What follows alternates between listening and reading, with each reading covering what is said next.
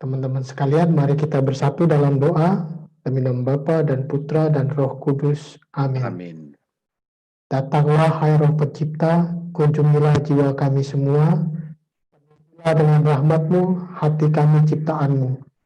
Gelar-Mu ialah penghibur rahmat Allah yang maha luhur, sumber hidup, api kasih, dan pengurapan ilahi. Engkaulah sumber sabta karunia, jemari tangan sang ilahi. Engkaulah janji sejati Allah Bapa yang menggandakan bahasa. Terangilah akal budi, curahkanlah cinta di setiap hati. Semoga kau lindungi dan kau kuatkan, jauhkanlah semua musuh segera.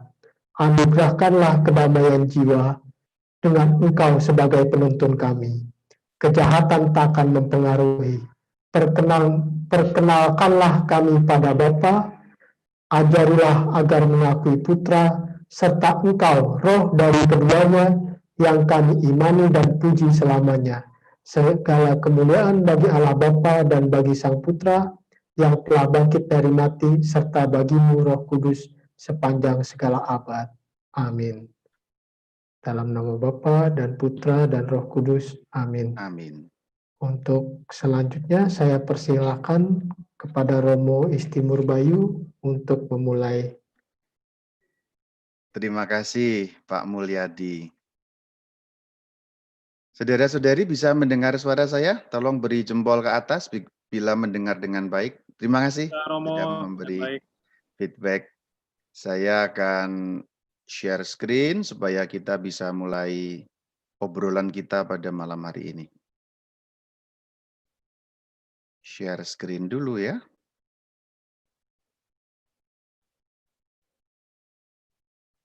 Ya, mestinya sudah terlihat, mestinya.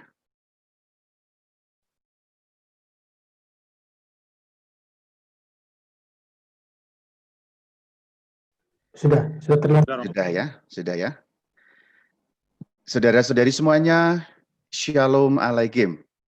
Berjumpa kembali dalam seminar daring yang diadakan oleh Bible Club Santo Petrus. Nah, malam hari ini kita akan bicara mengenai Roh Kudus menurut Alkitab. Sebenarnya kalau kita membahas mengenai Roh Kudus itu sangat simpel dan sangat singkat. Sebenarnya begitu. Dalam nggak sampai 1 menit selesai. Siapa itu Roh Kudus menurut Alkitab? Roh Allah. Selesai. Itu sudah. Ya sudah begitu saja. Terus acara ini sudah bubar. Sudah. Namun begini, memang Alkitab memberi banyak data kepada kita untuk makin mengenal Roh Kudus itu sebenarnya siapa. Dan sebenarnya kalau kita menggali teks-teks Alkitab tidak sesimpel yang kita kira. Nanti ada beberapa hal yang patut kita diskusikan, nanti patut kita dalami lebih lanjut.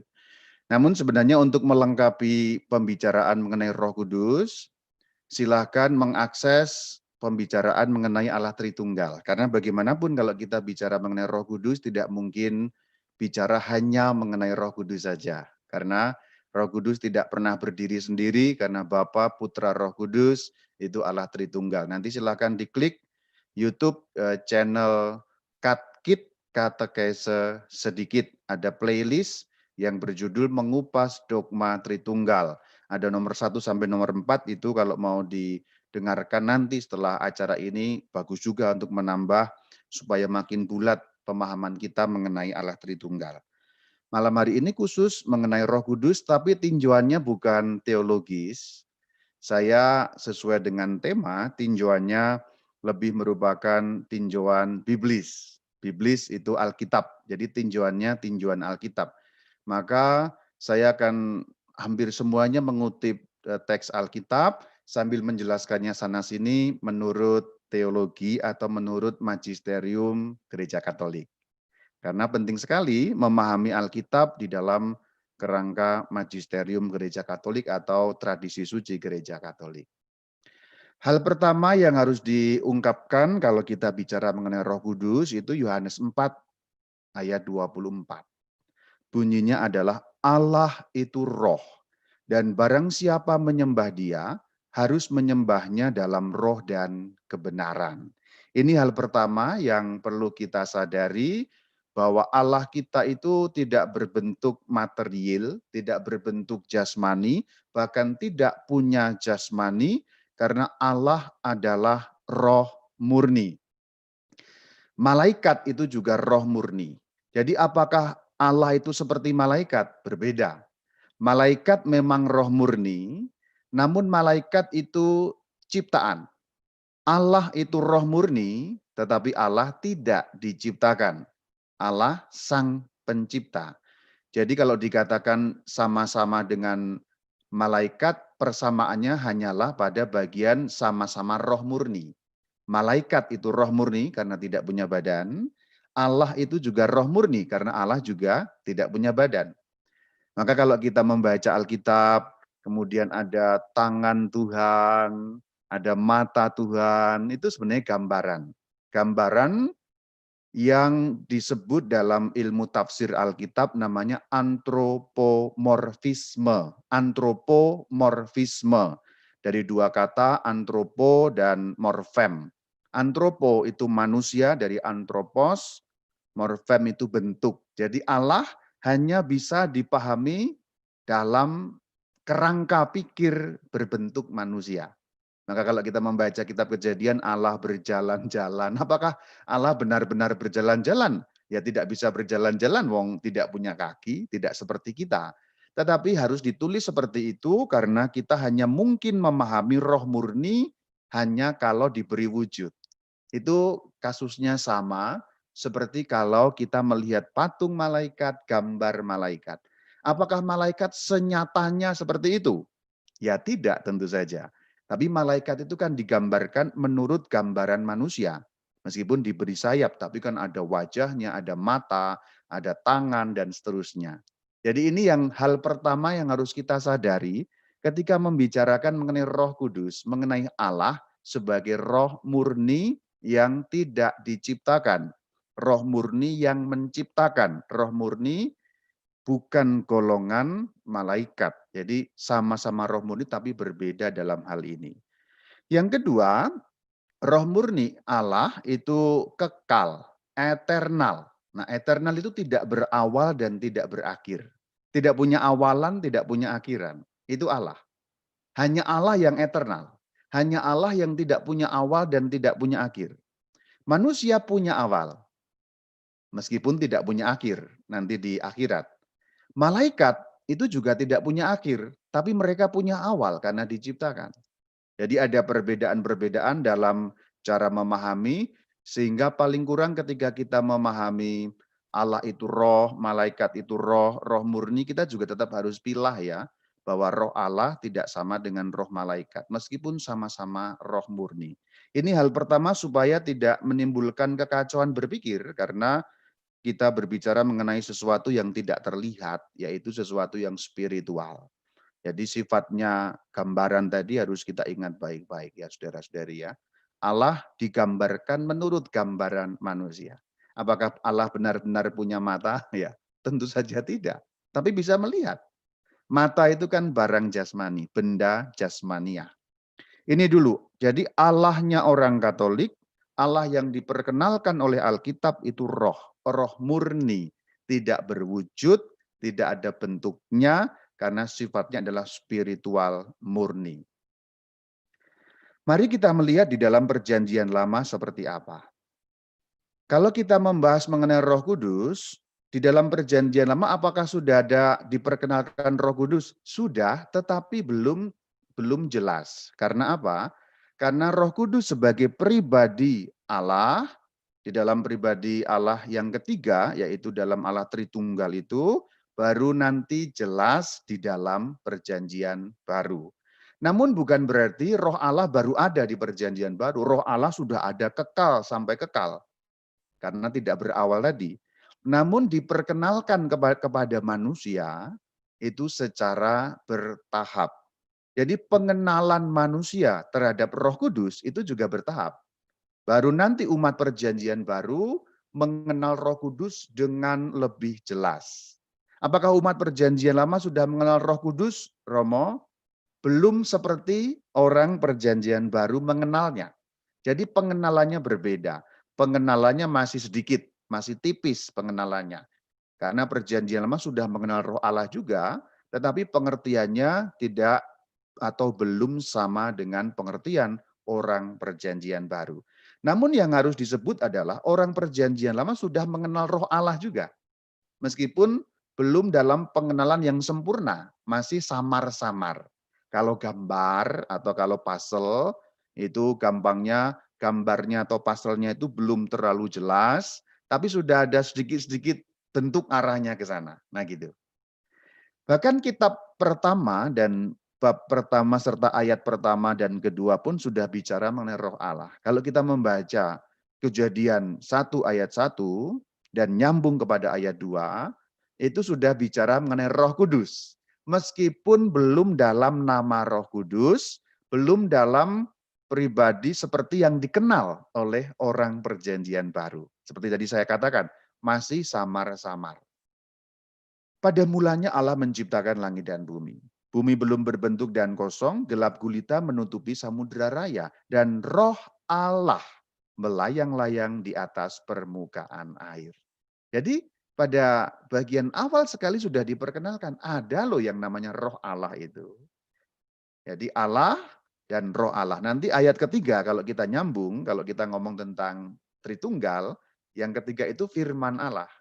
Jadi dalam Kejadian pertama ayat 1, 2, dan 3 sudah disebut Allah, Roh Allah, dan firman Allah. Itu nanti yang dikenal dalam perjanjian baru sebagai Bapa, Putra, dan Roh Kudus. Allah adalah Bapa, firman-Nya itu disebut Putra, rohnya atau Roh Allah tadi itu disebut Roh Kudus. Namun perjanjian lama belum mengenal demikian. Bahkan istilahnya pun Roh Allah atau Ruach Elohim. Kalau dalam bahasa Ibraninya yang berbunyi Roh Allah itu Ibraninya Ruach Elohim. Nah, kata roh dalam bahasa Indonesia itu pun menyerap dari bahasa Ibrani melalui bahasa Arab. Roh kan dalam bahasa Indonesia. Bahasa Arabnya ruh, bahasa Ibraninya ruah. Mirip-mirip kan? Ruah, ruh, roh. Ya, sama lah itu. Hanya berbeda bahasa, ucapannya berbeda. Kemudian di dalam kitab Keluaran, ini kan awal sekali kitab Kejadian. Nah, Keluaran itu sudah zaman Musa. Artinya 3000 tahun yang lalu. Itu makin diperjelas lagi. Bab 31 ayat 1, 2, dan 3. Ini konteksnya mengenai Musa yang diberi perintah untuk membangun kemah suci. Nah, orang yang ditunjuk sebagai arsiteknya, arsitek gampangnya begitulah, arsitek atau insinyurnya untuk membangun kemah suci itu namanya Besaleel. Ayat yang kedua itu. Ini konteksnya. Berfirmanlah Tuhan kepada Musa, lihat telah kutunjuk Besaleel bin Uri bin Hur dari suku Yehuda. Dan telah kupenuhi dia dengan roh Allah, dengan keahlian dan pengertian dan pengetahuan. Jadi Besaleel yang ditunjuk untuk membangun kemah suci itu dipenuhi dengan roh Allah, sehingga dia punya keahlian, punya pengertian, punya pengetahuan untuk membangun kemah suci sebagaimana yang diperintahkan. Roh Allah di dalam ayat 3 itu juga berbunyi Ruach Elohim. Kemudian masuk ke zaman raja-raja. Tadi kan awal sekali ya, kemudian masuk ke zaman Musa. Ini sekarang sudah mulai masuk ke zaman raja-raja. Berarti ini kira-kira 1000 tahun sebelum Tuhan Yesus. Ya, kalau Musa tadi itu kira-kira 1300 tahun sebelum Tuhan Yesus. Ini cerita konteksnya mengenai Saul ya. Saul sebelum dia menjadi raja. 1 Samuel 11 ayat 6. Ketika Saul mendengar kabar itu, maka berkuasalah roh Allah atas dia dan menyala-nyalalah amarahnya dengan sangat. Ini konteksnya ketika pada waktu itu orang Israel diserbu oleh Bani Amon sehingga terjadi peperangan. Nah, Saul ini nanti memimpin peperangan dan dia dituntun atau dikuasai oleh roh Allah. Jadi sudah mulai dikenal roh Allah yang menguasai dalam arti menuntun orang tadi itu ya, Besaleel dipenuhi, memenuhi roh Allah yang memenuhi orang, yang menuntun orang, memberi pengertian. Sudah mulai ya, ini pengertiannya sudah ada sedikit meskipun belum persis seperti pengertian kita di perjanjian baru. Sudah ada, gampangnya sudah ada benih-benihnya. Ya, Besaleel diberi keahlian, diberi pengertian, diberi pengetahuan. Ini kan ya karunia-karunia itu ya. Roh Allah memimpin Saul itu ya. Kemudian zaman hakim-hakim ini sebenarnya sebelum kerajaan. Dalam Hakim-hakim 6 ayat 34, Gideon itu salah satu hakim. Pada waktu itu roh Tuhan menguasai Gideon. Kenapa harus dikuasai oleh roh Tuhan? Karena Gideon seorang hakim. Pada waktu itu memimpin orang Israel. Karena raja belum ada, harus ada yang memimpin. Nah, istilah yang dipakai ini sedikit lain. Kalau yang tadi, yang 3 pertama tadi, dari kitab Kejadian tadi roh Allah, kitab Keluaran roh Allah, kitab Samuel roh Allah. Nah, di dalam kitab Hakim-hakim yang dipakai istilah roh Tuhan.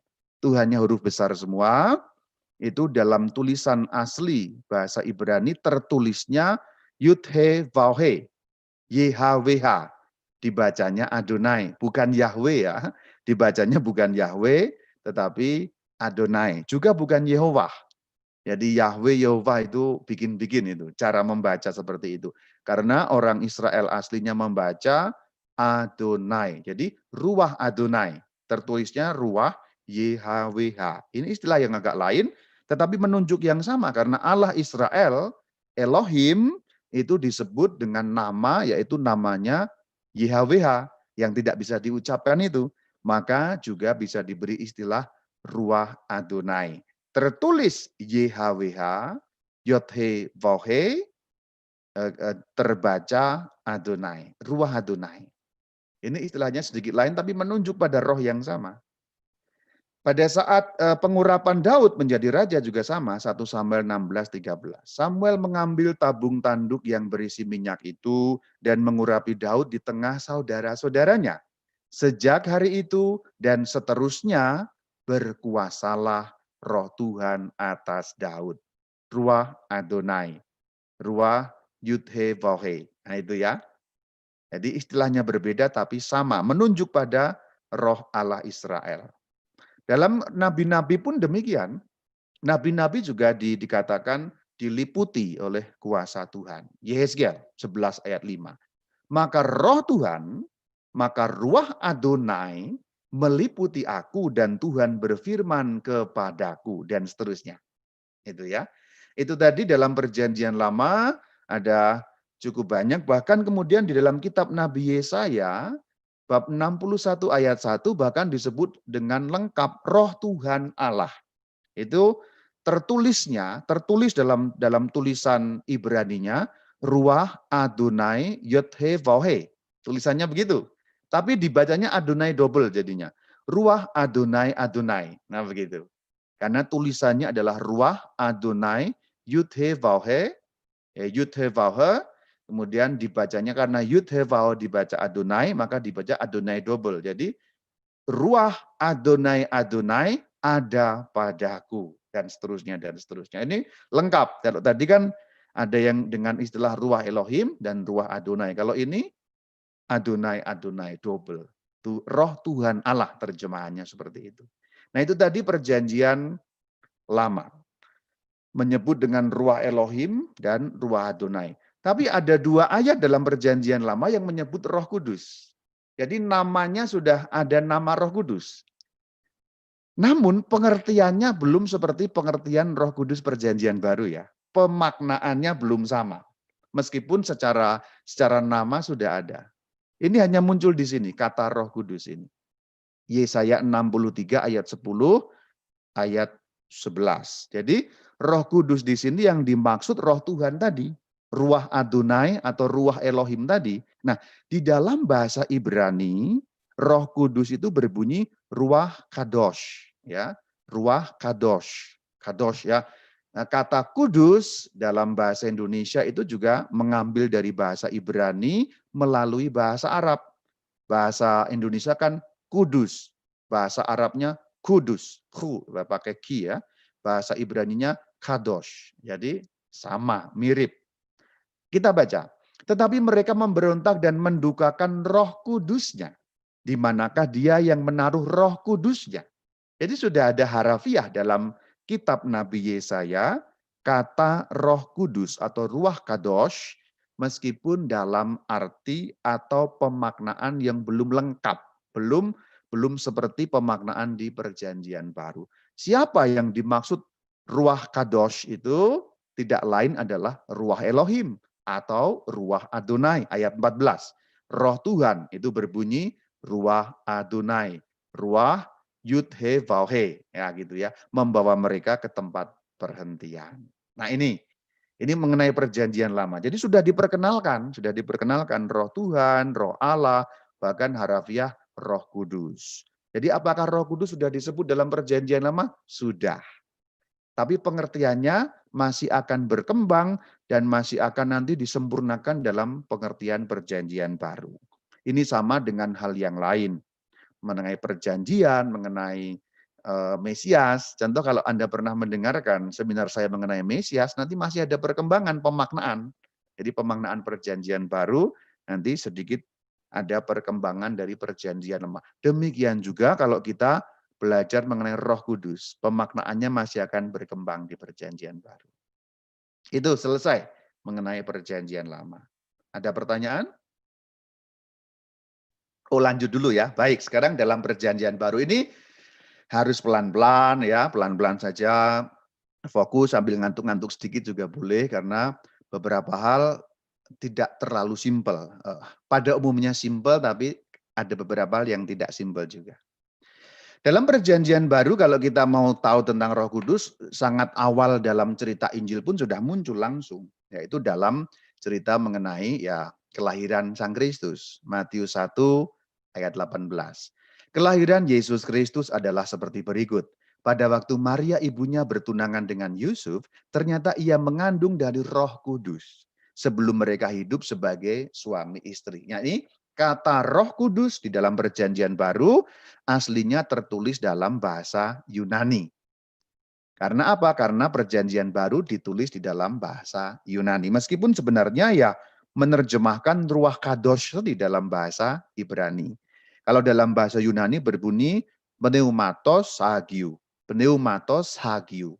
Pneumatos itu artinya roh, hagiu, hagios itu kudus. Jadi sama sebenarnya. Hanya kalau dalam istilah Ibrani itu Ruach Kadosh, dalam istilah Yunani pneumatos hagiu. Jadi sebenarnya sama, hanya menerjemahkan. Namun pengertiannya sudah berkembang nanti. Kita juga lihat munculnya Roh Kudus sebelum ini pada saat menampaki Bunda Maria. Ini ya, Lukas 1 ayat 35. Ini diutus malaikat kepada Bunda Maria. Kemudian diberi keterangan, bagaimana kok saya belum bersuami kok bisa mengandung? Jawab malaikat itu kepada Maria. Roh Kudus akan turun atasmu dan kuasa Allah yang maha tinggi akan menaungi engkau. Sebab itu, sebab Roh Kudus turun itu, anak yang akan kau lahirkan akan disebut kudus, anak Allah. Kenapa? Karena turun Roh Kudus yang kemudian membuat Maria mengandung tanpa adanya campur tangan manusia laki-laki. Nah ini Roh Kudus diperkenalkan sebagai sosok yang turun atas Maria sehingga mengandung manusia Yesus. Nah kemudian Roh Kudus masih akan muncul dalam Injil. Sedikit catatan, kalau kita mau membuka banyak mengenai Roh Kudus, kita harus banyak membaca Injil Lukas dan nanti nyambung ke Kisah Para Rasul. Tidak ada Injil lain yang sebanyak Injil Lukas menulis Roh Kudus dan Kisah Rasul. Jadi Injil Lukas dan Kisah Rasul itu kan dua kitab yang ditulis oleh penulis yang sama, yaitu oleh Lukas.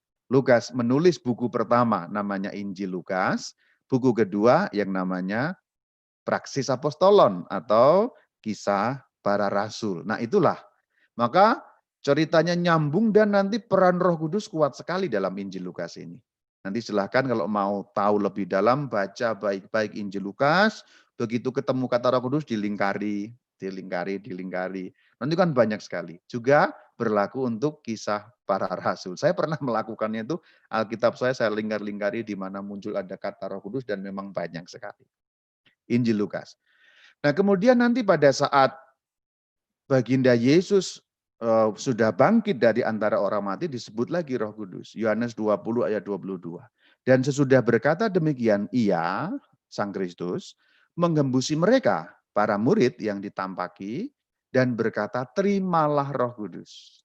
Jadi Roh Kudus disebut lagi pada saat Yesus Kristus bangkit dari antara orang mati. Dari awal sebelum lahir sudah, kelahiran, kemudian nanti pada saat sudah bangkit pun disebut lagi. Dan nanti begitu naik ke surga lebih jelas lagi. Karena dengan Sang Kristus naik ke surga, Roh Kudus diturunkan. Pada hari apa? Pada hari Pentakosta.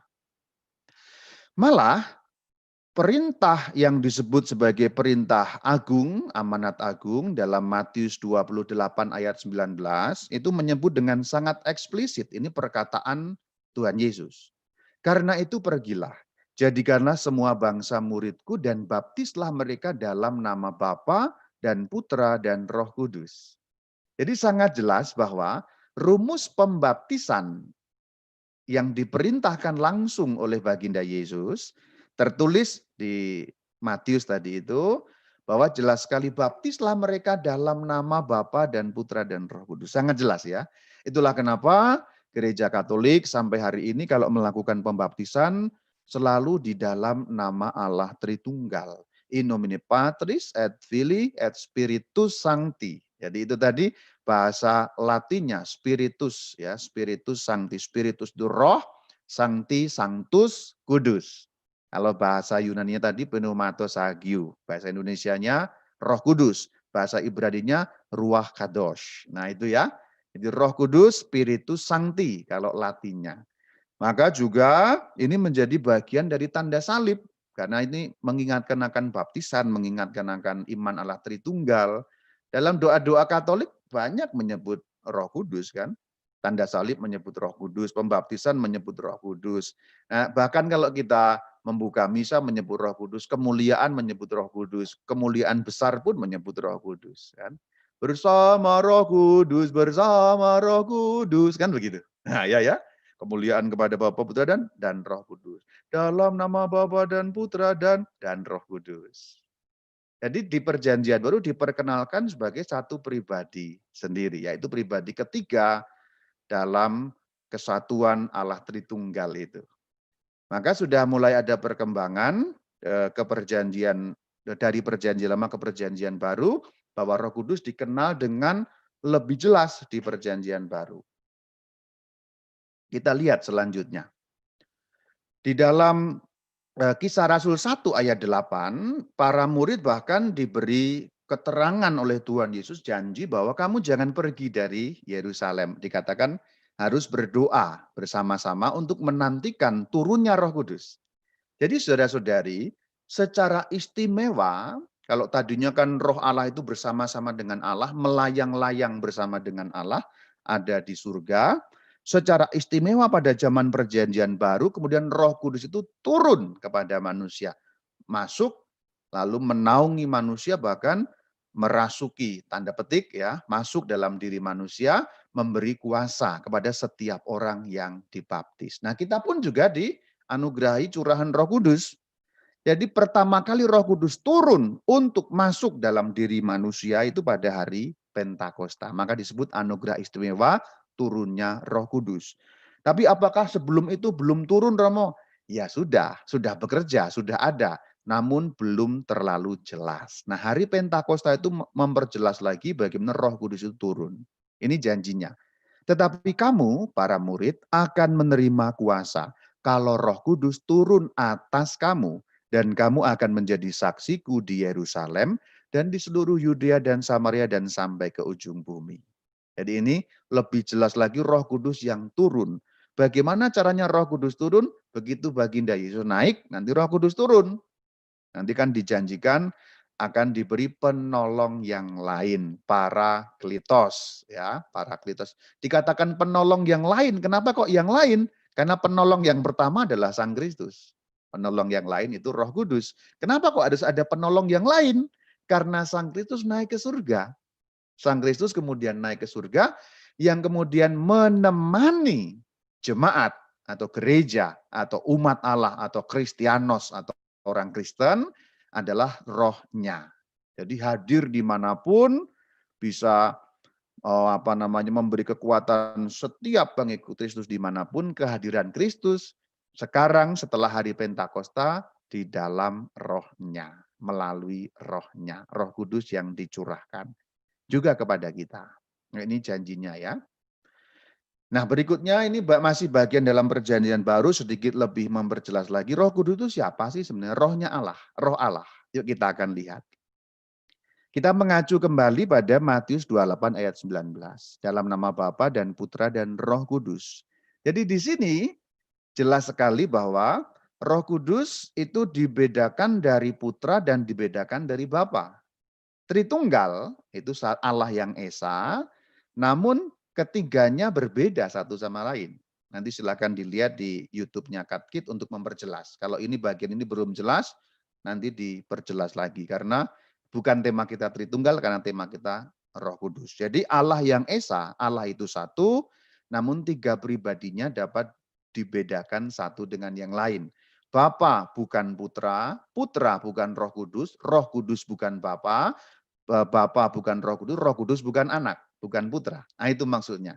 Tapi ketiganya adalah satu. Karena Bapa itu adalah Allah itu sendiri. Putra adalah firman-Nya Allah. Yang kemudian menjadi manusia. Disebut atau bernama manusia Yesus. Jadi makanya Injil Yohanes 1 ayat 14 mengatakan firman itu telah menjadi manusia. Firman Allah yang kekal itu turun menjadi manusia. Roh Allah disebut Roh Kudus turun juga kepada manusia untuk membantu, untuk menolong Parakletos yang dipanggil untuk membantu, penolong yang lain. Jadi sebenarnya Roh Kudus itu penolong kepada kita itu perannya adalah penolong untuk menolong kita mengenali dengan lebih baik firman Yesus, menguatkan kita. Nanti di bagian terakhir akan saya jelaskan lebih rinci lagi. Maka di sini, di perjanjian baru Roh Kudus dibedakan dari Bapa dan Putra sebagai pribadi yang tersendiri dalam kesatuan keesaan Allah itu. Maka Roh Kudus pribadi yang tersendiri, yang berbeda. Itulah kenapa Paulus mengatakan seperti ini, tepatlah firman yang disampaikan Roh Kudus. Jadi dibedakan, tidak disampaikan Bapa, tidak disampaikan Putra, tapi disampaikan Roh Kudus.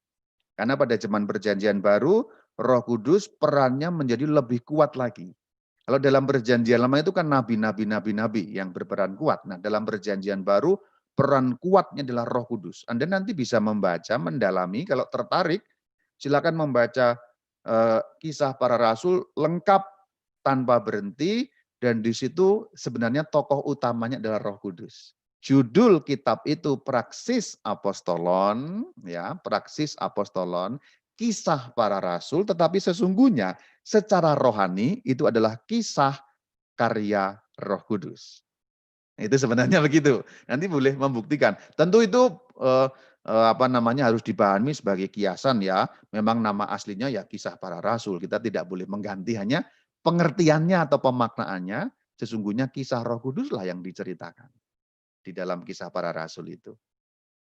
Jadi Roh Kudus yang seakan-akan seperti kalau dalam Injil kan tokoh utamanya Yesus Kristus ya. Tokoh utamanya kan kemana-mana itu bersama dengan para murid. Nah, di dalam Kisah Para Rasul setelah Yesus naik ke surga, tokoh utamanya Roh Kudus yang kemana-mana juga menemani para rasul itu. Jadi seakan-akan ada Yesus tanda petik yang kedua, Roh Kudus ini. Maka dikatakan penolong yang lain. Penolong yang pertama Sang Kristus, penolong yang kedua Roh Kudus. Setelah Yesus naik ke surga. Ini pengertian-pengertian seperti ini supaya kita pilah dan pelan-pelan mengerti dan mendalami siapa Roh Kudus. Kita lihat siapa Roh Kudus sangat jelas di dalam 1 Korintus 2 ayat 11. Siapa gerangan di antara manusia dan seterusnya, langsung di bagian bawah. Demikian pula lah, tidak ada orang yang tahu apa yang terdapat dalam diri Allah selain Roh Allah. Berarti Roh Allah itu Roh Kudus. Berarti Roh Kudus itu Roh Allah. Berarti Roh Kudus adalah sebutan untuk Roh Allah. Dan Roh Allah itu ada dalam diri Allah. Maka Roh Kudus Allah juga.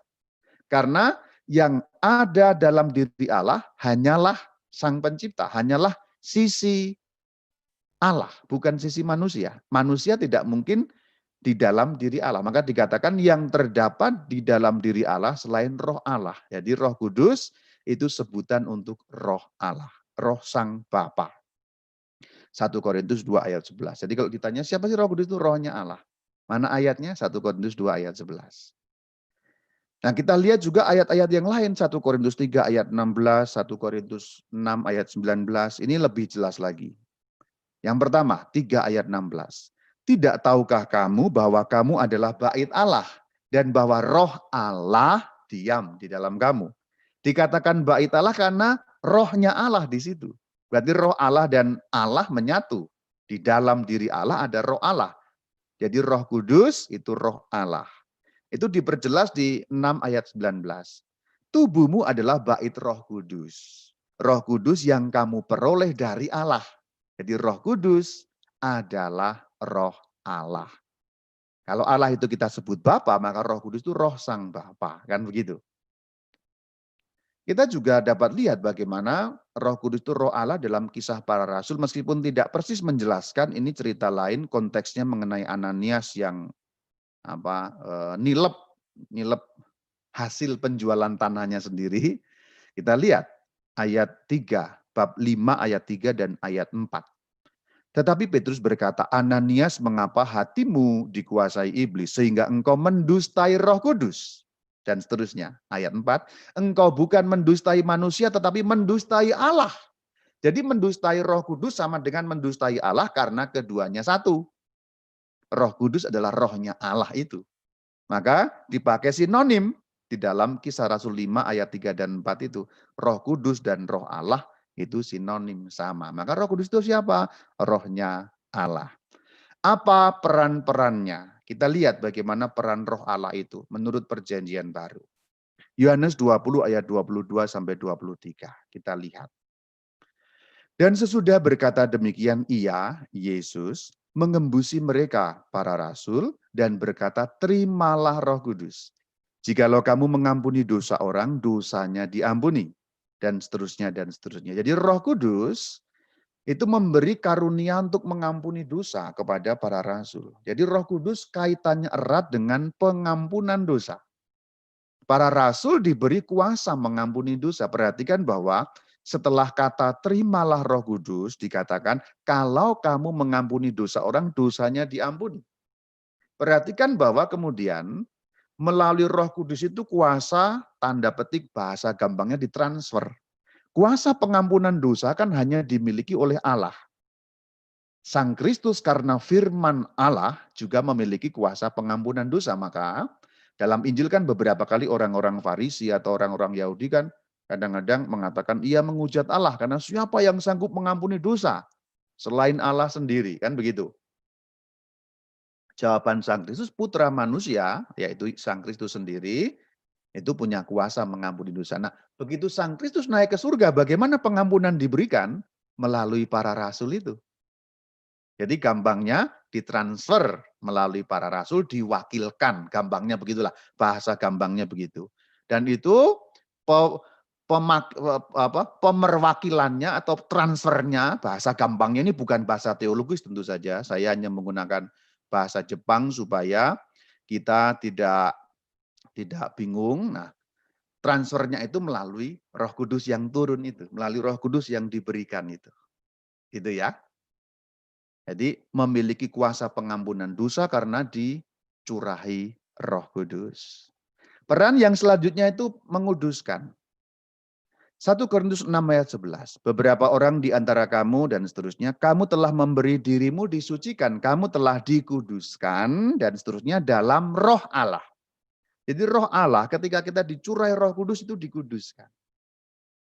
Dibebaskan. Tadi kan diampuni dosanya, kemudian dikuduskan artinya dikhususkan bagi Allah. Sehingga kita hidupnya mengarah pada Allah. Tubuh kita menjadi bait Allah. Nah begitu ya. Ini yang kedua perannya. Yang ketiga, penyertaan selama-lamanya. Sang Kristus kan secara fisik sudah nggak nampak di antara kita. Begitu beliau naik ke surga. Begitu kebangkitan, kemudian 40 hari menguatkan para rasul masih nampak. Karena masih jasmaninya masih di bumi ya. Tapi begitu beliau naik ke surga, duduk di sebelah kanan Allah kan sudah nggak kelihatan. Bagaimana penyertaan sampai akhir zaman selama-lamanya. Sedangkan dalam Injil Matius kan dikatakan, dan ketahuilah, Matius 28 ayat 20 itu ya, Dan ketahuilah aku menyertai kamu, akunya Sang Kristus, menyertai kamu senantiasa sampai akhir zaman. Loh, kok naik ke surga ditinggal berarti? Bagaimana penyertaannya? Nah, di dalam roh itulah, melalui roh itulah, dengan roh itulah, yaitu Roh Kudus itulah. Yohanes 14 ayat 16. Inilah peran penyertaan selama-lamanya. Aku akan minta kepada Bapa dan Ia akan memberikan kepadamu seorang penolong yang lain. Nah ini, penolong yang lain. Penolong yang pertama Sang Kristus. Penolong yang lain Roh Kudus. Akunya di situ Sang Kristus. Supaya Ia, Roh Kudus, menyertai kamu selama-lamanya, yaitu roh kebenaran. Ada nama lain, roh kebenaran. Karena roh yang menyingkapkan kebenaran dan mengantar kita kepada kebenaran itu sendiri. Di sini perannya penyertaan selama-lamanya. Jadi kalau kita merasa tidak disertai Tuhan, yakinlah bahwa Roh Kudus menyertai kita. Berarti Allah menyertai kita. Karena penyertaan Allah sehari-hari, setiap hari, sepanjang hari sampai akhir zaman kepada manusia, terutama kepada manusia yang percaya dan setia kepadanya, itu melalui roh kebenaran, seorang penolong yang lain yang diutus. Gitu ya. Ini penyertaan selama-lamanya. Nah, kemudian bersaksi tentang Yesus. Maka kalau ada penghibur yaitu Roh Kudus datang, dikatakan ia akan bersaksi tentang aku, akunya Sang Kristus. Jadi bersaksi tentang Yesus. Maka Roh Kudus memberi kekuatan kepada orang untuk bersaksi tentang Yesus. Maka kalau ada orang menghujat Yesus, menyangkal Yesus, tidak mengakui Yesus, itu pasti bukan Roh Kudus yang bekerja di dalamnya. Ini jelas tandanya. Karena Roh Kudus justru akan membuat orang kuat bersaksi tentang akunya Yesus, tentang Yesus. Jadi justru meneguhkan, menegaskan kembali ajaran Yesus dan menegaskan lagi kemesiasan Sang Kristus, penebusannya Sang Kristus dan seluruh yang diajarkan. Secara gampang, kalau mendukung tentang Yesus Kristus itu Roh Kudus. Karya Roh Kudus pasti. Kalau ada orang atau kelompok orang yang menentang Yesus, menghujat Yesus, tidak percaya pada Yesus, kita hampir tahu pasti bukan Roh Kudus yang bekerja di dalamnya. Karena dikatakan Yohanes 15:26, jikalau penghibur, nah ini ada nama lain lagi tadi Sang Penolong, Sang Penghibur, Roh Kebenaran, yang akan kuutus dari Bapa datang, yaitu roh kebenaran yang keluar dari Bapa, ia akan bersaksi tentang aku, tentang Yesus. Ini ciri, ya cirinya. Roh Kudus pasti akan bersaksi tentang Yesus, membuat orang bersaksi tentang Yesus.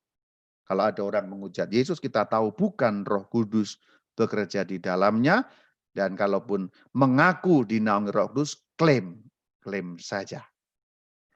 Yang selanjutnya mengajarkan segala sesuatu dalam arti kepenuhan makna. Karena apa? Pada saat para murid mengikuti Sang Kristus, pasti Anda sudah tahu yang mengikuti seminar saya mengenai Mesias. Para murid itu nggak langsung ngerti. Ajaran Yesus itu nggak langsung dimengerti oleh mereka. Para rasul itu mengerti ajaran Sang Kristus secara berangsur-angsur. Jadi tidak langsung tidak langsung ngerti, tidak langsung paham. Karena mereka masih on juga. Bahkan Mesias atau menderita pun mereka nggak langsung ngerti. Mereka berjuang juga untuk mengerti, lama-lama mengerti, dan kesempurnaan pengertian itu diajarkan oleh Roh Kudus pada hari Pentakosta. Itulah kenapa Rasul Petrus dan Rasul yang lain berani bersaksi di Pentakosta itu, karena mereka sudah mengerti kepenuhan makna firman Kristus. Yohanes 14:26. Tetapi penghibur yaitu Roh Kudus yang akan diutus oleh Bapa dalam namaku, dialah yang akan mengajarkan segala sesuatu kepadamu dan akan mengingatkan kamu akan semua yang telah kukatakan kepadamu. Jadi dikatakan mengajarkan segala sesuatu. Jadi ngertinya penuh. Mengingatkan, diingatkan lagi. Karena mungkin ada yang lupa. Jadi dikatakan mengajarkan penuh mengenai ajaran Kristus. Maka ajaran Kristus tidak ada yang tercecer. Karena apa? Karena perjuangan para murid secara manusiawi disempurnakan dengan kuasa Roh Kudus pada hari Pentakosta itu. Demikian. Selanjutnya kalau kita mau lihat mengenai peran-peran itu, masih ada beberapa hal, tapi ini hal-hal yang pokok bagaimana peran Roh Kudus. Dan ini pun tidak hanya dikenakan pada para rasul, pengudusan itu juga kepada kita. Itulah kenapa kalau contoh ya di dalam perayaan Ekaristi, kalau kita mengikuti doa syukur agung itu, pada saat doa yang namanya epiklesis, sebelum konsekrasi itu ya, agar menjadi bagi kami tubuh dan darah putramu ya, kiranya mencurahkan Roh Kudus yang mengubah roti dan anggur itu menjadi tubuh dan darah Kristus, tidak lain adalah kuasa Roh Kudus itu. Itulah kuasa pengudusan ya, itulah kuasa pengudusan. Itu contoh penyertaan pada zaman sekarang. Jadi kita pun dikuduskan. Pengampunan dosa itu kita juga dibersihkan pada zaman sekarang sama seperti pada zaman dulu. Bahkan penyertaan juga. Makanya salah satu karunia Roh Kudus itu roh hikmat. Ya, roh hikmat. Hikmat itu kan kebijaksanaan. Jadi penyertaan selama-lamanya ini memang betul. Hanya saja memang kadang-kadang orang Katolik tidak menyadari dan tidak memohon dan tidak sungguh-sungguh meminta datangnya Roh Kudus dan secara khusus roh hikmat itu. Contoh penyertaan itu kan roh hikmat.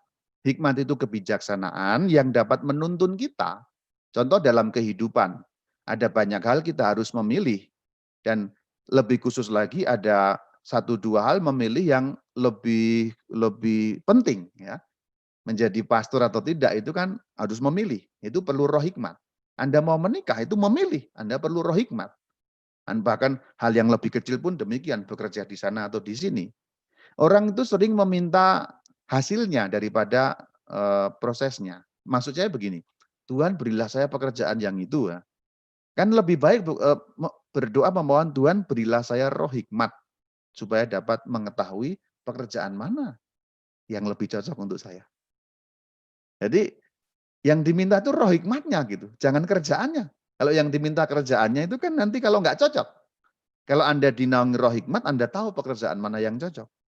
Termasuk juga memilih pasangan, misalnya langkah hidup dan lain sebagainya. Jadi Roh Kudus ini sebenarnya perannya luar biasa sebenarnya. Dahsyat sekali perannya luar biasa. Roh Kudus ini. Gitu ya. Ini penyertaan selama-lamanya ini jangan sampai kita lupa. Orang sering lupa, bahkan maaf, kadang-kadang menyepelekan peran Roh Kudus itu. Kan kita sudah dipenuhi Roh Kudus. Maka dalam keadaan bingung, tidak sedikit cerita ketika dalam keadaan bingung entah karena utang yang terlalu banyak atau apapun yang berat sekali, menyerah, lalu katakan Tuhan Roh Kudus yang membimbing, lalu malah justru menemukan. Nah karena sudah meletakkan diri dalam tangan Tuhan dan Roh Kudus itu menyertai kita selama-lamanya. Nah ini saya mau mengatakan peran-peran itu tidak berhenti pada zaman para rasul loh ya. Sampai hari ini bersaksi tentang Yesus itu tetap sampai hari ini juga. Mengajarkan kepenuhan makna. Kita belajar seperti ini dinaungi Roh Kudus. Belajar mengenai iman ini kita dibuka pikiran kita. Jadi makin mengenal lagi kebenaran iman. Nah ini sama, kita Roh Kudus. Maka tadi doa awal Roh Kudus bagus sekali. Sehingga roh takut akan Allah menaungi kita. Sehingga kita makin mengenal. Nah ini peran-peran ya. Penegasan saya tidak berhenti pada zaman para rasul. Tapi terus sampai akhir zaman. Sampai zaman kita juga. Nah hal yang kedua, Roh Kudus itu juga Roh Kristus. Roh Yesus. Jadi Roh Kudus itu roh Allah sekaligus Roh Yesus. Roh Kristus. Kita lihat Roma 8 ayat 9.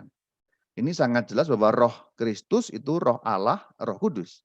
Tetapi kamu tidak hidup dalam daging melainkan dalam roh. Jika memang Roh Allah diam di dalam kamu, tetapi jika orang tidak memiliki Roh Kristus, ia bukan milik Kristus. Jadi itu sinonim. Roh Allah, Roh Kristus, Roh Kudus itu sinonim, menyebut hal yang sama. Menyebut pribadi yang sama. Jadi Roh Yesus, Roh Kristus, Roh Allah, Roh Kudus itu sama. Lebih jelas lagi di sini. Galatia 4 ayat 6. Karena kamu adalah anak, maka Allah telah menyuruh roh anaknya. Anaknya siapa? Putranya siapa? Sang putra itu siapa? Yesus Kristus. Berarti roh Yesus. Jadi yang diutus roh Yesus ke dalam hati kita yang berseru ya Aba, ya Bapa. Jadi Roh Kudus itu roh sang putra. Selain roh Allah, Roh Kudus juga roh sang putra. Roh yang sama. Jadi roh Bapa, roh Kristus, roh Allah, roh putra sama. Alkitab mengatakan itu sama. Ini lebih jelas lagi, paling jelas bahkan. Kisah Rasul 16 ayat 16. Mereka melintasi tanah Frigia dan tanah Galatia karena Roh Kudus mencegah mereka untuk memberitakan Injil di Asia. Ini merekanya itu Paulus dan Silas. Roh Kudus, ayat 6 ya, Roh Kudus mencegah mereka. Roh Kudus ya, ayat 7. Dan setibanya di Misia, mereka mencoba masuk ke daerah Bitinia, tetapi Roh Yesus tidak mengizinkan mereka. Jadi Roh Kudus itu Roh Yesus, sinonim. Loh, tadi katanya Roh Allah. Iya betul, Roh Allah, Roh Yesus sama. Karena ketiganya adalah satu. Jadi istilah Roh Kudus itu untuk menyebut baik Roh Allah, yaitu Sang Bapa, maupun Roh Yesus, yaitu Sang Putra. Maka Roh Kudus itu Roh Sang Bapa, juga Roh Sang Putra. Maka kalau istilah Roh Kudus itu rohnya siapa sih? Roh Allah, Roh Kristus juga. Roh Kristus itu Roh Kudus, Roh Allah itu Roh Kudus. Beda atau sama? Dua berarti, satu. Karena Allah yaitu Bapa itu satu, Kristus itu satu, Roh Kudusnya satu. Jadi istilah Roh Kudus, kita biasa mengatakan Roh Allah, tapi Roh Kristus pun itu juga disebut Roh Kudus. Tidak hanya Roh Bapa, tidak hanya Roh Sang Bapa, tapi juga Roh Sang Putra. Jadi sebutan Roh Kudus sebenarnya mengacu pada dua ini. Meskipun Roh Kudusnya satu, tapi mengacu pada dua. Roh Allah atau Roh Sang Bapa dan Roh Kristus atau Roh Sang Putra. Tadi data Alkitab jelas sekali. Kisah 16 ayat 7, Roh Yesus. Ya. Roh anaknya. Anaknya itu kan Sang Putra, Yesus. Roh Kristus, ya, jelas sekali dalam data-data Alkitab. Nah, kemudian Roh Kudus itu dari mana keluarnya? Katanya kan kekal, betul kekal di dalam diri Allah tadi itu ya, dalam 1 Korintus tadi, di dalam diri Allah, tapi keluar untuk menuju pada manusia. Awalnya kan tinggal, jangan dibayangkan jasmani ya. Kalau jasmani itu kan kalau saya ini ruang saya di suatu ruang. Kalau saya keluar dari ruang saya nggak di sini karena saya jasmani, tapi roh kan tidak begitu. Ketika roh keluar sekaligus ada di sini bisa karena roh tidak terbatas ruang dan waktu. Maka ketika dikatakan keluar dari Bapa untuk menjangkau manusia itu, roh yang sama tetap berada dalam diri Bapa. Jadi keluar sekaligus berada di dalam. Ini pengertiannya bagaimana kok membingungkan? Tidak, karena roh. Kita jangan terjebak pada pemikiran jasmania. Roh Kudus keluar dari Bapa sekaligus Roh Kudus berada tetap dalam diri Bapa. Ayatnya di Yohanes 15:26. Jika penghibur yang akan ku utus, itu Yesus kunya dari Bapa datang, yaitu Roh kebenaran yang keluar dari Bapa. Jadi mengalir dari Bapa. Berarti jelas Roh Allah Sang Bapa. Namun di sini lebih jelas lagi bahwa itu Roh Sang Kristus. Allah telah menyuruh roh anaknya. Jadi Roh Kudus itu mengalir juga dari Sang Kristus. Lebih jelas lagi di dalam Yohanes 22. Tidak hanya mengalir dari Bapa dan dikatakan keluar dari Bapa, tapi juga dalam Yohanes 20 ayat 22 dikatakan keluar dari Yesus. Perhatikan. Dan sesudah berkata demikian, ianya Yesus menghembusi mereka. Ya. Dan berkata, terimalah Roh Kudus. Berarti Roh Kudusnya keluar dari siapa? Keluar dari Yesus. Dikatakan menghembusi mereka. Saya sedikit memberitahukan kata ruah, kembali ke perjanjian lama ini mengenai istilah saja. Ruah atau roh tadi, itu satu kata dipakai untuk dua arti, yaitu roh dan nafas, angin ya. Karena itu kan kata ruah itu onomatopeia sebenarnya. Onomatopeia itu suatu kata yang berasal dari bunyi ya. Ruah, ruah, ruah. Nah ini ya, ruah. Maka dikatakan menghembusi mereka. Itu kata yang dipakai itu sangat kuat insinuasinya dengan perjanjian lama. Ruah, ruah, roh, terimalah ruah. Dihembuskan maka berhembus, keluar, mengalir. Jadi Roh Kudus itu siapa? Roh Allah, Roh Sang Bapa. Sekaligus Roh Kristus, Roh Yesus, Roh Sang Putra. Buktinya jelas. Itulah kenapa dalam gereja Katolik dikatakan, meskipun ditentang oleh beberapa gereja apostolik, terutama Ortodoks Bizantin, bahwa penambahan kata dan putra salah, tapi itu bukan soal kita, itu soal teologis. Saya kira terlalu rumit untuk kita bahas ya. Dalam kredo kita akan dikatakan filio Quae procedit, keluar dari Bapa dan Putra. Pendasaran teologisnya sebenarnya jelas sekali ada. Bahwa roh yang disebut Roh Kudus itu memang keluar dari Bapa, Yohanes 15:26, tapi juga keluar dari Yesus, Yohanes 20 ayat 22. Karena Roh Kudus itu roh Allah sekaligus roh Kristus. Karena roh yang satu. Nah itu mengenai Roh Kudus. Mungkin belum terlalu langsung paham karena ini kita bicara mengenai sesuatu yang tidak terlihat, tapi pelan-pelan dengan satu intuisi iman. Nah, seluruh apa yang kita bicarakan tadi itu nanti akan bermuara pada karunia-karunia Roh Kudus. Ini lebih praktis sekarang. Karunia Roh Kudus yang kita sebut sabta karunia, sabta 7 ya, karunia anugerah ya, 7 anugerah. Ini sebenarnya secara tradisional mengacu pada Yesaya 11 ayat 2 sampai 3. Yang kemudian gereja kalau berdoa itu ya, kalau kita berdoa novena Roh Kudus kan itu ada 7 karunia Roh Kudus. Roh Tuhan akan ada padanya ya, roh hikmat, pengertian, nasihat, keperkasaan, pengenalan, takut akan Allah, dan takut akan Allah pada ayat yang ketiga. Ini lebih praktis mengenai karunia Roh Kudus. Kapan dimohonkan secara khusus sebelum Pentakosta, 9 hari sebelum Pentakosta ya. Hari kenaikan Tuhan kan hari Kamis, Jumatnya kita mendoakan ini secara khusus itu. Tapi apakah hanya didoakan boleh hanya pas saat itu? Tidak. Kalau Anda berdoa novena Roh Kudus itu sepanjang tahun nggak masalah. Hanya memang gereja dalam liturginya punya kekhususan di situ untuk mendoakan novena Roh Kudus. Misalnya Anda menginginkan roh hikmat lebih kuat, ya Anda doa novena Roh Kudus bisa. Saya ini kok kalau memutuskan kok bingungan ya Romo ya. Doalah doa novena Roh Kudus. Supaya roh hikmat makin berkuasa. Dan secara khusus sebutkan mohon roh hikmat. Gitu. Jadi karunia-karunia ini memang harus dimohon. Roh takut akan Allah kok, saya kok ini kok kurang ibadah, kurang amal ya Romo ya. Ya mintalah roh takut akan Allah. Karena orang yang mengetuk dibukakan pintu kan gitu. Ini hal yang praktis. Jadi secara khusus didoakan setelah hari kenaikan Tuhan mulai hari Jumat terus sampai hari Sabtu berikutnya ditutup dengan hari raya Pentakosta. Tapi sepanjang tahun pun boleh. Memang ini kurang populer dan mungkin karena kurang pengertian juga dikiranya hanya satu kali itu saja. Orang lebih familiar dengan novena Salam Maria atau novena Hati Kudus ya itu boleh-boleh saja. Namun novena Roh Kudus ini penting sekali juga karena novena Roh Kudus tidak memberi kita sesuatu yang material tapi sesuatu yang terikat dengan roh kita. Hikmat itu kan terikat dengan roh kita. Sesuatu yang rohani, yang spiritual. Kemana-mana nggak akan hilang hikmat itu. Harta benda hilang, bisa dicuri, bisa kebakar, bisa habis. Tapi hikmat tidak karena menyatu dalam roh kita. Pengertian, nasihat ya, takut akan Allah dan seterusnya. Jadi ini satu yang praktis saja, silakan sering-sering juga mendoakan doa itu dan tidak dilarang, boleh kapan saja.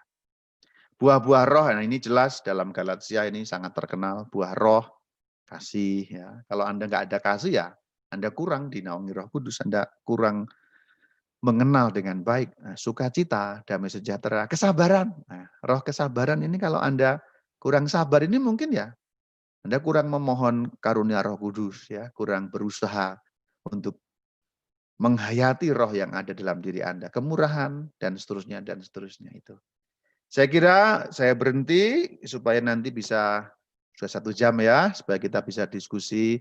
Silakan nanti ditanyakan hal-hal yang belum jelas atau digali lagi supaya makin clear lagi. Shalom alaikum. Shalom, selamat malam Romo. Terima kasih atas pengajarannya dan membuka wawasan kita malam ini. Ada beberapa pertanyaan Romo. Sekarang pertanyaan Pak? Ya. Silakan pertanyaan boleh. Kalau ada pertanyaan-pertanyaan. Di Alkitab dalam bahasa Indonesia masa kini, terjemahan bahasa Indonesia masa kini maksudnya ya Romo? Iya. Pada Kejadian 1, roh Allah diartikan dengan kuasa Allah. Apakah ini berarti roh Allah sama dengan kuasa Allah? Jika demikian maka artinya akan berubah sehingga bukan merupakan salah satu pribadi Allah. Mungkin mohon penjelasan maksudnya, Romo.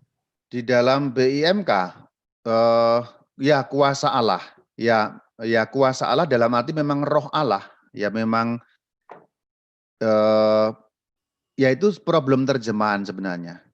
Kalau langsung dikaitkan dengan pribadi Allah memang ya tidak bisa karena kitab Kejadian memang belum bicara mengenai itu secara khusus ya. Artinya sebenarnya kalau diterjemahkan kuasa Allah itu problem kebahasaan yang tidak langsung terkait dengan dogma Tritunggal karena Kejadian itu kan konteksnya perjanjian lama dan perjanjian lama belum mengenal atau belum diberi wahyu mengenai Allah Tritunggal.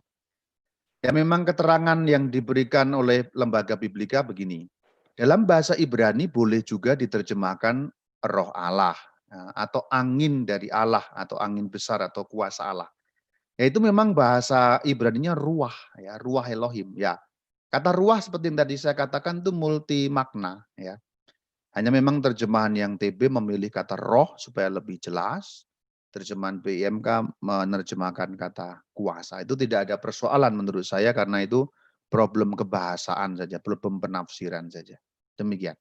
Pertanyaannya, apakah Roh Kudus dijanjikan Tuhan Yesus? Apakah Roh Kudus yang dijanjikan Tuhan Yesus sama dengan roh yang disebut pada Kejadian 1 ayat 1? Sama. Jadi roh Allah, roh kudus, roh Yesus itu mengacu pada ya, hal yang sama. Hanya memang dalam Kejadian belum dikenali seperti orang perjanjian lama mengenalinya. Jadi setiap kata yang disebut di perjanjian lama tadi, ruah Elohim ataupun ruah Adonai, roh Tuhan, roh Allah itu sama. Itulah roh kudus. Jadi sudah disebut tapi belum dimengerti secara penuh maknanya. Jadi kalau Bapak dan Ibu membaca perjanjian lama ketemu kata roh Allah, itu roh kudus. Dalam pengertian kita sebagai orang Kristen sudah ngerti gitu loh. Kalau orang perjanjian lama kan belum ngerti ya. Roh Tuhan itu roh kudus. Nah itu sama. Demikian. Oke. Yang ketiga, Romo, kalau roh Allah sudah menguasai Daud, kenapa Daud masih bisa tergoda dengan Batsheba? Mungkin bisa dijelaskan, Romo. Ya sangat mudah dijelaskan karena manusia itu memiliki kehendak bebas. Ya, naungan Roh Kudus kepada kita tidak mematikan kehendak bebas kita. Nah, itu yang harus dipahami. Kehendak bebas itu kemampuan kita untuk memilih apapun sesuai dengan apa yang kita mau. Jadi naungan Roh Kudus itu kan memberi kita hikmat, memberi kita pengertian. Tetapi naungan Roh Kudus itu bukan membuat atau memaksa tindakan kita. Beda ya. Ini harus dibedakan. Jangan dipahami bahwa naungan Roh Kudus membuat kita menjadi robot lalu taat seluruhnya. Taat seluruhnya itu kalau kita memutuskan taat.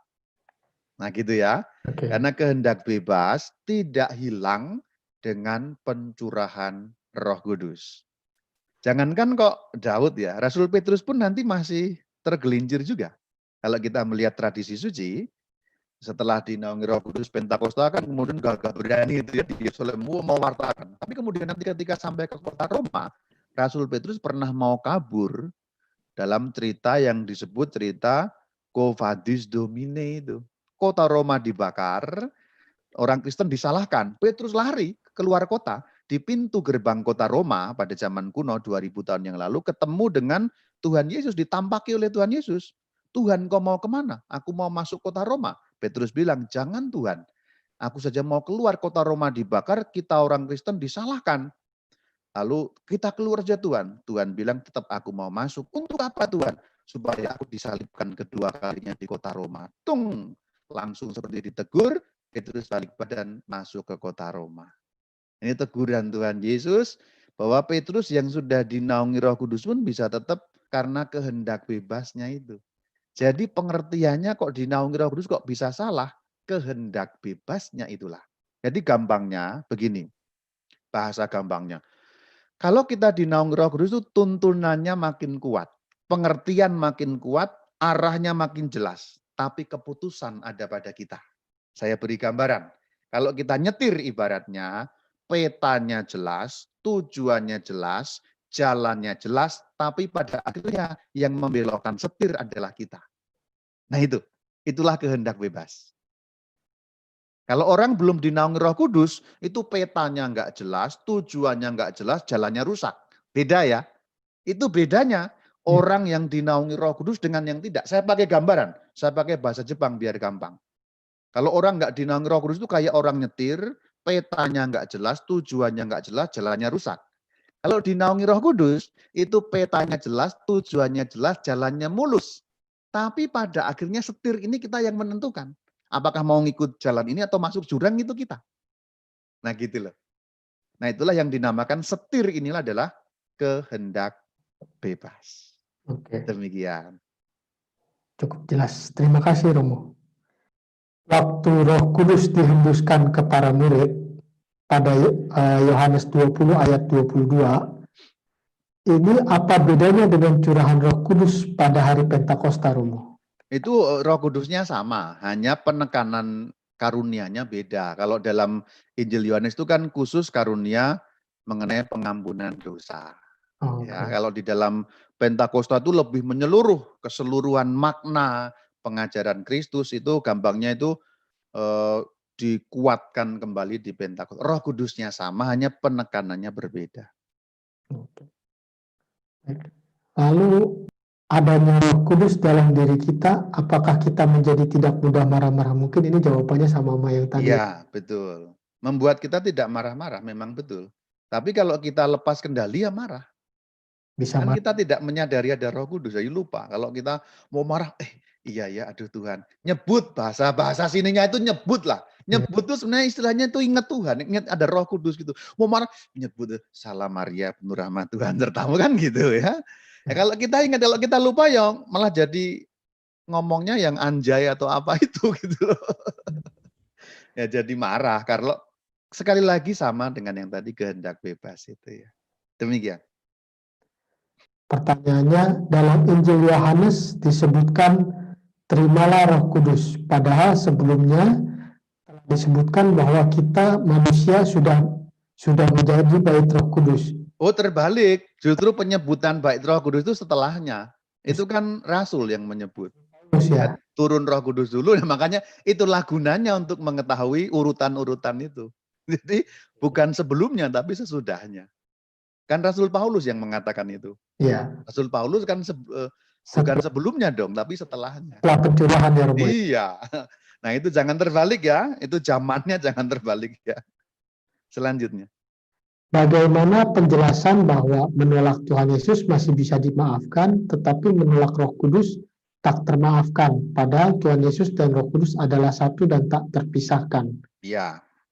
Nah, Roh Kudus itu kan roh yang menaungi selama-lamanya. Tadi itu ya, penyertaan selama-lamanya. Jadi kalau yang menyertai selama-lamanya ditolak, itu artinya menolak selama-lamanya.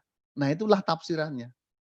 Tadi itu, jadi pengertian mengenai penyertaan selama-lamanya tadi itu, kan oleh Roh Kudus, penolong yang lain. Jadi menolak Roh Kudus itu berarti menolak penyertaan Tuhan selama-lamanya.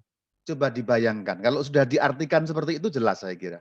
Kalau menolak disertai Tuhan selama-lamanya itu nggak bisa diampuni karena apa? Ya karena Anda menolak selama-lamanya. Bagaimana Anda bisa diampuni kalau Anda menolak selama-lamanya? Bahkan pengampunan itu tidak akan sampai kepada Anda karena bahkan pengampunan itu pun Anda tolak. Ya, ngerti nggak? Ngerti ya? Ibaratnya kita tidak punya waktu lagi untuk memperbaiki diri gitu. Tidak hanya tidak punya waktu lagi, tetapi seluruh kebaikan Allah bahkan tidak mau diterima. Kita sudah menolak selama-lamanya gitu. Betul. Jadi termasuk menolak segala apapun yang berkaitan dengan Allah. Ya, satu memang betul Bapak katakan tidak punya waktu, nomor satu betul waktunya habis. Tapi yang terutama adalah nomor dua, menolak Allah dan segala atribut Allah. Termasuk pengampunannya. Kalau pengampunan Allah Anda tolak selama-lamanya bagaimana diampuni? Surga Anda tolak bagaimana Anda masuk surga? Allahnya Anda tolak. Jadi itu kata-kata kiasan untuk mengatakan menolak Roh Kudus itu berarti menolak penyertaan Allah selama-lamanya. Nah, itu tadi mengacu pada yang ayat tadi ya. Roh Kudus itu penyertaan selama-lamanya. Berarti menolak Roh Kudus, menolak disertai Allah selama-lamanya. Kalau Anda menolak disertai Allah selama-lamanya, bagaimana bisa diampuni? Karena bahkan pengampunan itu pun tidak mau Anda terima. Ya, semoga clear ya. Itu Ya. tafsiran atas menghujat Roh Kudus. Itu tafsirannya seperti itu. Ada Roh Kudus menyertai manusia, tetapi ada juga malaikat pelindung. Mohon penjelasan Oh kaitannya. ya, baik. Nah, malaikat pelindung ini seperti gampangnya penjaga kita tapi secara rohani. Ini bukan makhluk ciptaan ya. Kalau Roh Kudus itu lebih dalam karena memasuki jiwa kita, memasuki diri kita. Jadi mengubah kita. Kalau malaikat pelindung itu tidak seperti Roh Kudus cara bekerjanya. Itu seperti bodyguard gampangnya di luar kita.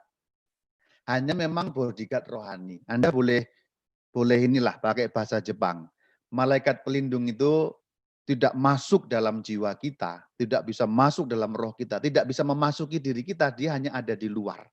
Roh Kudus bisa mengubahkan hati, bisa mengubahkan iman, jadi memperbesar iman, menumbuhkan iman. Kalau malaikat pelindung nggak bisa, dia hanya di luar. Malaikat pelindung itu bahasa gampangnya apa? Bodyguard rohani. Ya, bodyguard rohani di luar kita, terus bersama dengan kita, tapi melindungi kita dari serangan-serangan kuasa jahat. Kalau Roh Kudus itu membuat jiwa kita berubah, setia pada Allah, pengenalan akan Allah ya, hikmat. Nah, kalau malaikat pelindung nggak bisa memberi hikmat, tapi memberi tameng gampangnya gitu. Jadi itu saling melengkapi, tetapi memang yang lebih kuat lagi adalah Roh Kudus, karena itu masuk dalam diri kita. Kalau malaikat pelindung tidak masuk dalam diri kita. Dia ada di luar, melindungi kita. Seperti itu. Oke. Ada dua pertanyaan lagi. Yang pertama kita umat Kristiani, maksudnya setelah perjanjian baru mengenal Allah Tritunggal. Lalu apakah umat Yahudi dengan demikian tidak mengakui Tritunggal? Iya, umat Yahudi tidak mengakui Tritunggal karena memang untuk mereka tidak ada perjanjian baru. Mereka hanya mengenal perjanjian lama. Ini umat Yahudi beragama Yahudi ya maksudnya ya. Kita tetap harus ingat bahwa para rasul itu juga orang Yahudi. Jadi ini umat Yahudi, agama Yahudi resmi. Betul bahwa mereka tidak mengakui Tritunggal karena memang untuk mereka tidak ada perjanjian baru. Kitabnya orang Yahudi itu berhenti pada kitab perjanjian lama yang kita punya itu. Jadi mereka pemaknaannya ya terbatas seperti yang di perjanjian lama. Jadi maka tadi saya katakan di dalam perjanjian baru ada pemaknaan yang lebih kaya, yang lebih penuh. Nah, mereka tidak punya. Jadi mereka pemahamannya pemahaman perjanjian lama. Demikian. Manusia diciptakan Tuhan dengan menghembuskan rohnya. Lalu Roh Kudus yang turun dari surga setelah Yesus naik ke surga, maka keterkaitan roh ini seperti apa, Romo? Loh, kalau manusia itu kan bukan Roh Kudus, manusia itu roh manusia. Ini jangan disamakan. Yang ada dalam diri kita ini kalau maksudnya pas diciptakan itu bukan Roh Kudus, itu roh manusia, beda lagi. Roh manusia itu roh ciptaan. Jadi jangan dibayangkan bahwa manusia itu pada saat diciptakan diberi Roh Kudus, bukan, beda. Yang ada dalam roh kita ini roh manusia. Jadi kalau kita sekarang punya roh, ini roh manusia. Terus ada roh lain yaitu Roh Kudus yang menuntun kita. Jadi ada dua roh sebenarnya. Rohnya kita sendiri ya. Namanya roh insani atau roh manusia, yaitu pada saat kita diciptakan itu bukan Roh Kudus, itu ciptaan. Itu ciptaan karena manusia itu roh dan badan. Itu bukan Roh Kudus ya, ini harus dibedakan ya.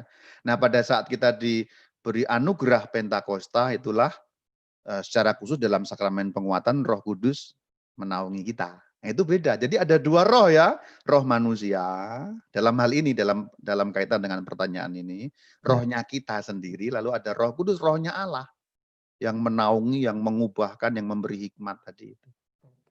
Begitu hubungannya. Lalu berikutnya, Romo, bagaimana apabila orang murtad dari Katolik atau Kristen pindah agama, apakah masih mendapat Roh Kudus? Apakah masih mendapat Roh Kudus? Nah, tadi itu dinilai menggunakan tadi itu saja. Bahwa Roh Kudus bersaksi tentang Yesus. Nah, kalau orangnya sudah nggak bersaksi tentang Yesus, apakah masih ada? Nah, itu kan. Karena Roh Kudus selalu bersaksi tentang Yesus, mewartakan Yesus. Iya. Maka ketika orang keluar kan sudah tidak mewartakan Yesus, apakah dia masih punya? Nah, Anda bisa menjawab dari tadi itu. Bahwa Roh Kudus adalah roh yang membuat kita bersaksi tentang Yesus. Kalau keluar kan menolak berarti. Nah, jelas ya? Iya. Romo, dalam diri manusia terdapat roh apa? Oh, ini tadi udah dijawab sama Mbak yang tadi, Romo. Apa Ya. bedanya? Tapi dia bertanya, apa bedanya antara roh dengan jiwa? Itu hal yang sama, itu hal yang spiritual. Hanya kalau jiwa itu menyangkut perasaan, pemikiran. Kalau roh itu yang berhubungan dengan Allah. Jadi sebenarnya roh dan jiwa itu hal yang sama, tapi bagiannya berbeda. Itu seperti kita mengatakan kepala dan badan, kepala dan tubuh, ya. Iya. Itu hal yang sama. Kepala itu adalah badan juga, bagian dari jasmani. Tubuh ini bagian dari jasmani, tapi bagian yang berbeda. Jadi itu suatu kesatuan, tapi itu gampangnya itu ruang yang berbeda. Jiwa itu berkaitan dengan perasaan, pikiran. Kalau roh yang berkaitan dengan Allah, yang bisa nyambung dengan Allah. Karena kita harus dengan roh kita untuk nyambung pada Allah. Gampangnya begini, roh adalah jiwa yang berhubungan dengan Allah. Bagian dari jiwa yang berhubungan dengan Allah. Jadi sebenarnya roh dan jiwa itu hal yang sama. Itu hal spiritual, itu hal sama, kesatuan. Tapi di dalam kesatuan yang spiritual ini kan ada fungsi-fungsinya.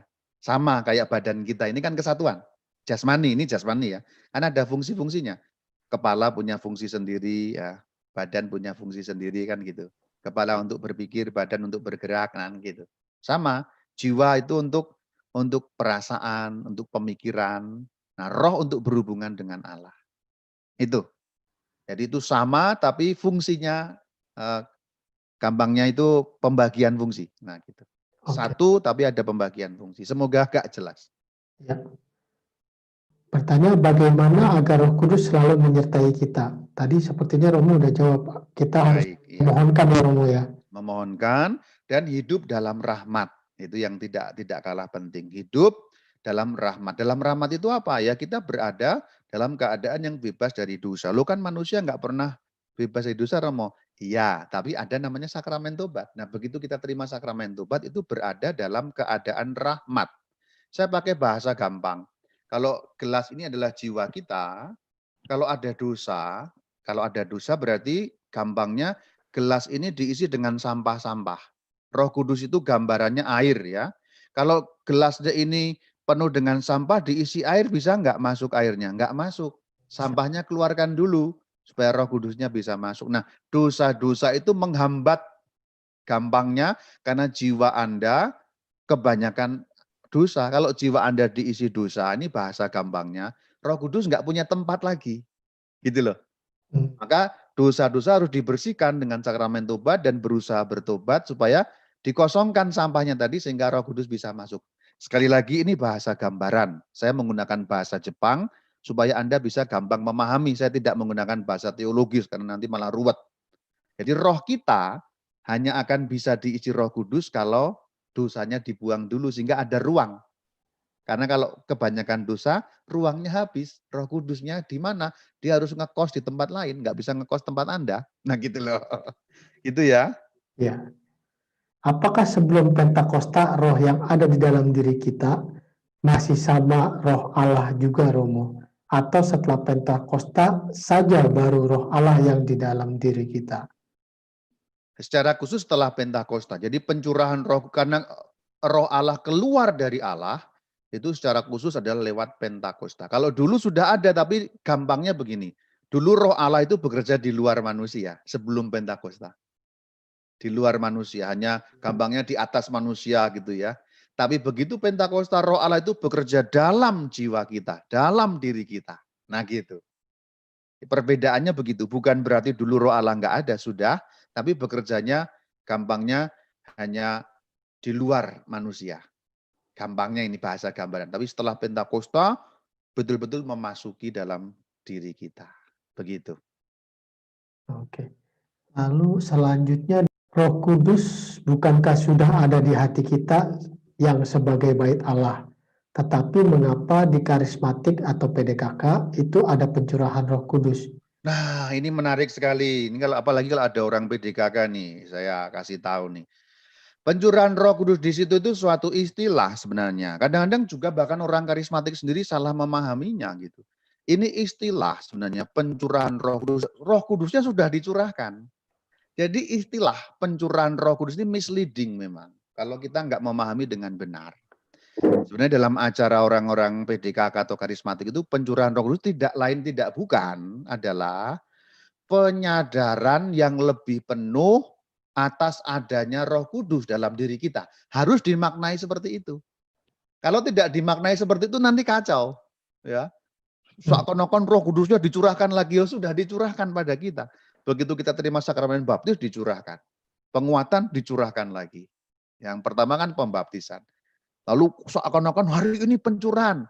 Sebenarnya dalam acara karismatik itu adalah kalau mau dikalimatkan, diparafrasekan, pencurahan Roh Kudus istilah untuk menyebut ajakan kepada umat untuk menyadari secara lebih penuh lagi bahwa sudah ada Roh Kudus dalam diri kita.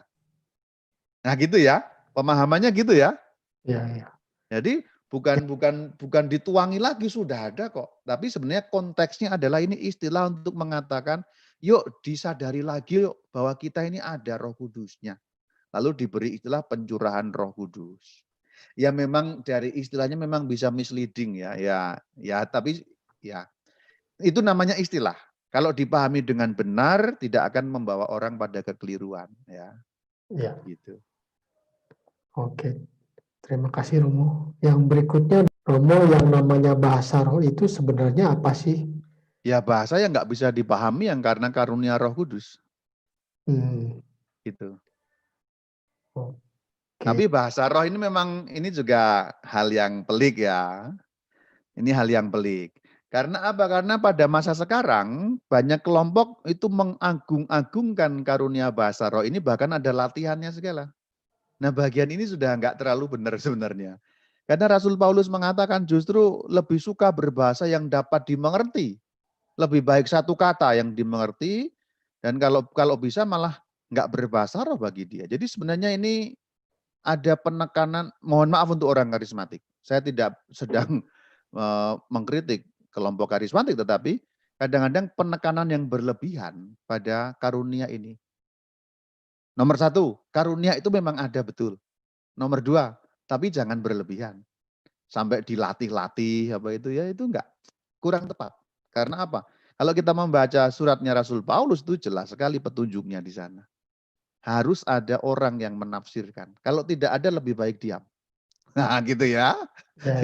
Itu petunjuknya itu jelas sekali kok. Nah, sekarang ya mohon maaf ya, itu ketularan menurut saya ini kalau saya salah saya bisa disalahkan. Menurut saya kelompok karismatik dalam gereja Katolik beberapa hal perlu memurnikan diri juga dalam beberapa hal. Karena kadang-kadang hanya lihat karismatik di luar Katolik. Harus ingat loh, karismatik itu ada yang non Katolik ya. Jadi istilah karismatik itu makanya kan karismatik Katolik, karena ada karismatik yang bukan Katolik juga. Nah ini supaya clear ya. Jadi karismatik Katolik kadang-kadang terpengaruh beberapa hal dari luar yang non Katolik. Nah menurut saya ini harus ada pemurnian juga. Sudah ada banyak hal yang dimurnikan dan sangat bagus. Tapi dalam hal bahasa roh ini menurut saya masih perlu pemurnian lebih jauh lagi. Supaya tidak diagung-agungkan. Kadang-kadang malah ada yang terlalu mengagungkan. Itu dalam daftar karunia itu dikatakan Rasul Paulus, aku lebih baik enggak daripada ngomong, katanya begitu. Anda boleh cek gitu, Anda boleh cek. Menurut saya, kita mesti kembali pada petunjuk-petunjuk Alkitab daripada hanya melihat praktek-praktek yang sudah umum. Yang sudah umum itu belum tentu benar. Hanya umum. Orang melihat. Memang melihat itu cara belajar paling gampang. Ya ini problemnya kan. Jadi orang lihat di sana di-copy, orang lihat di sana di-copy tanpa bersikap kritis dengan melihat sumbernya lagi apa. Gitu. Nanti boleh kapan-kapan kita bahas. Tapi ya dibahas secara dewasa ya. Maksud saya begini, saya tidak sedang mengkritik ya, tidak. Ini kan karismatik ini juga bagian dari gereja Katolik. Kita membahas dengan dewasa itu artinya membahas duduk perkaranya, bukan Bukan kok saya membahas kelompoknya, tidak. Semua diterima dalam gereja Katolik, karismatik, Legium Maria, dan sebagainya. Memang perlu beberapa hal direnungkan ulang. Itu saja catatannya. Oke, terima kasih Romo penjelasannya. Pertanyaannya, apakah mendoakan karunia Roh Kudus setiap hari sama artinya kita berdoa kepada Roh Allah? Iya, betul. Sama ya. Betul. Apa yang dimaksud harus menyembah di dalam roh? Ya, ini menarik sekali. Ini konteksnya sebenarnya di dalam Injil Yohanes ya. Konteksnya dalam Injil Yohanes. Ketika Tuhan Yesus ketemu dengan wanita Samaria, ya. Ini konteksnya dulu. Maka tadi kan kutipannya dari Injil Yohanes. Jadi menyembah Allah adalah roh, maka menyembahnya harus dalam roh. Nah, pada waktu itu orang Samaria itu menyembah di Gunung Samaria. Orang Yahudi menyembah di Yerusalem. Jadi ada tempat menyembah. Nah, konteksnya adalah pada waktu itu Tuhan mengatakan tidak akan lagi menyembah di dalam bait suci Yerusalem, juga tidak di Gunung Gerizim, gunungnya orang Samaria itu, tetapi dalam roh dan kebenaran. Maksudnya di dalam iman kepada Yesus Kristus. Nah, penyembahan dalam roh itu dalam interpretasi gereja Katolik adalah penyembahan yang dilakukan dalam amanat Yesus Kristus. Apa amanat Yesus Kristus? Pak Mulyadi. Penyembahan apa? Amanat Yesus Kristus. Ekaristi. Ekaristi. Ya.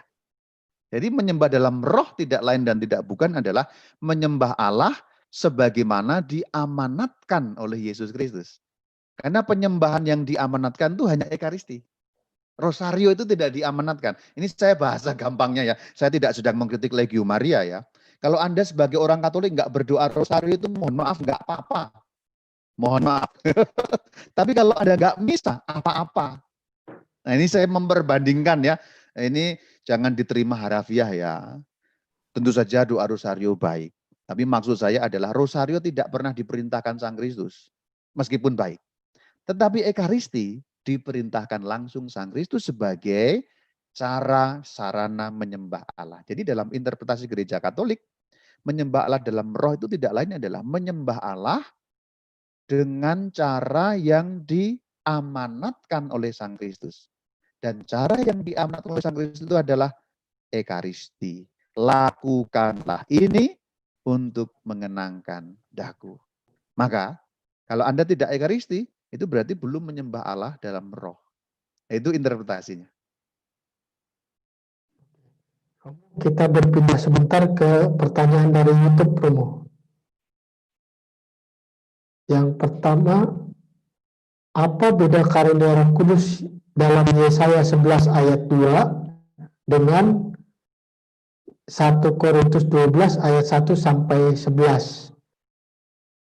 Maaf Pak, ada berdengung yang satu apa tadi? Apa beda karunia Roh Kudus dalam Yesaya 11 ayat 2 dalam Yesaya ya. Oh ya, baik ya. Dan dengan 1 Korintus 12 ayat 1 sampai 11. Oh, dalam apa bedanya ya?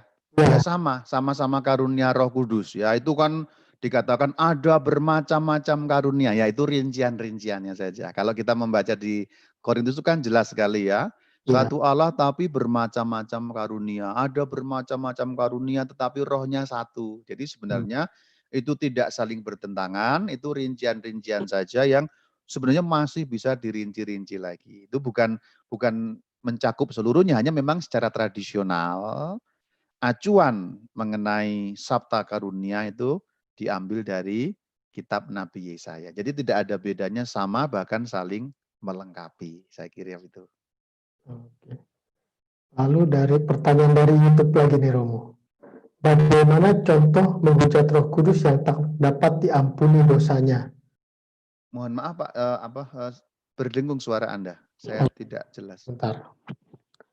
Romo, bagaimana contoh menghujat Roh Kudus yang tak dapat diampuni dosanya? Oh, contohnya ya.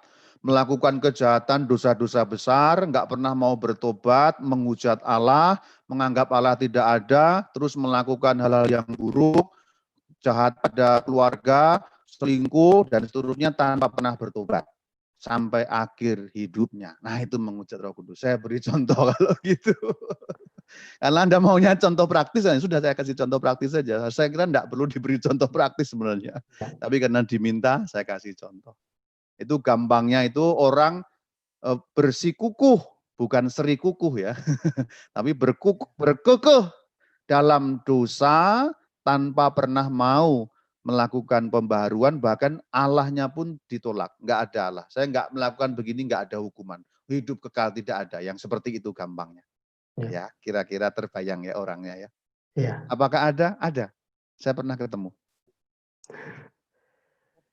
Berikutnya, jika kita berdoa, apa intinya mohon karunia Allah dalam pengucapannya doa tersebut semestinya ditujukan kepada Allah Bapa, kepada Yesus, atau kepada Roh Kudus? Menarik ini. Kalau kita berdoa, nah berdoa mohon karunia, tergantung karunia apa yang diminta dan mau mendoakan doa apa gitu Pak. Jadi sebenarnya berdoa kepada Allah Tritunggal itu kepada Bapa ya bisa, kepada Yesus ya bisa, kepada Roh Kudus ya bisa, tergantung forma doanya apa. Nah, tergantung forma doanya apa. Kan karunia yang dimohon apa, forma doanya apa, rumusannya apa gitu ya. Jadi sebenarnya doa-doa itu bisa dipanjatkan kepada siapapun, tapi yang penting jelas itu. Allah Bapa kami, gitu ya. Yesus Kristus Tuhan kami, gitu-gitu. Jadi kepada siapa saja doa itu ditujukan dan tradisi gereja juga punya macam-macam doa seperti itu. Misalnya kalau kita berdoa dalam doa syukur agung itu diarahkan kepada Bapa, ya. Maka dalam doa syukur agung selalu dikatakan Allah Bapa kami, nah gitu. Nanti dengarkan hari Minggu doa syukur agung. Nah, doa-doa yang lain, doa pembuka, doa persembahan dan terutama yang doa setelah komuni kadang-kadang diarahkan kepada Yesus Kristus. Ya Kristus. Ya. Contoh dalam doa yang lain ya, doa apa?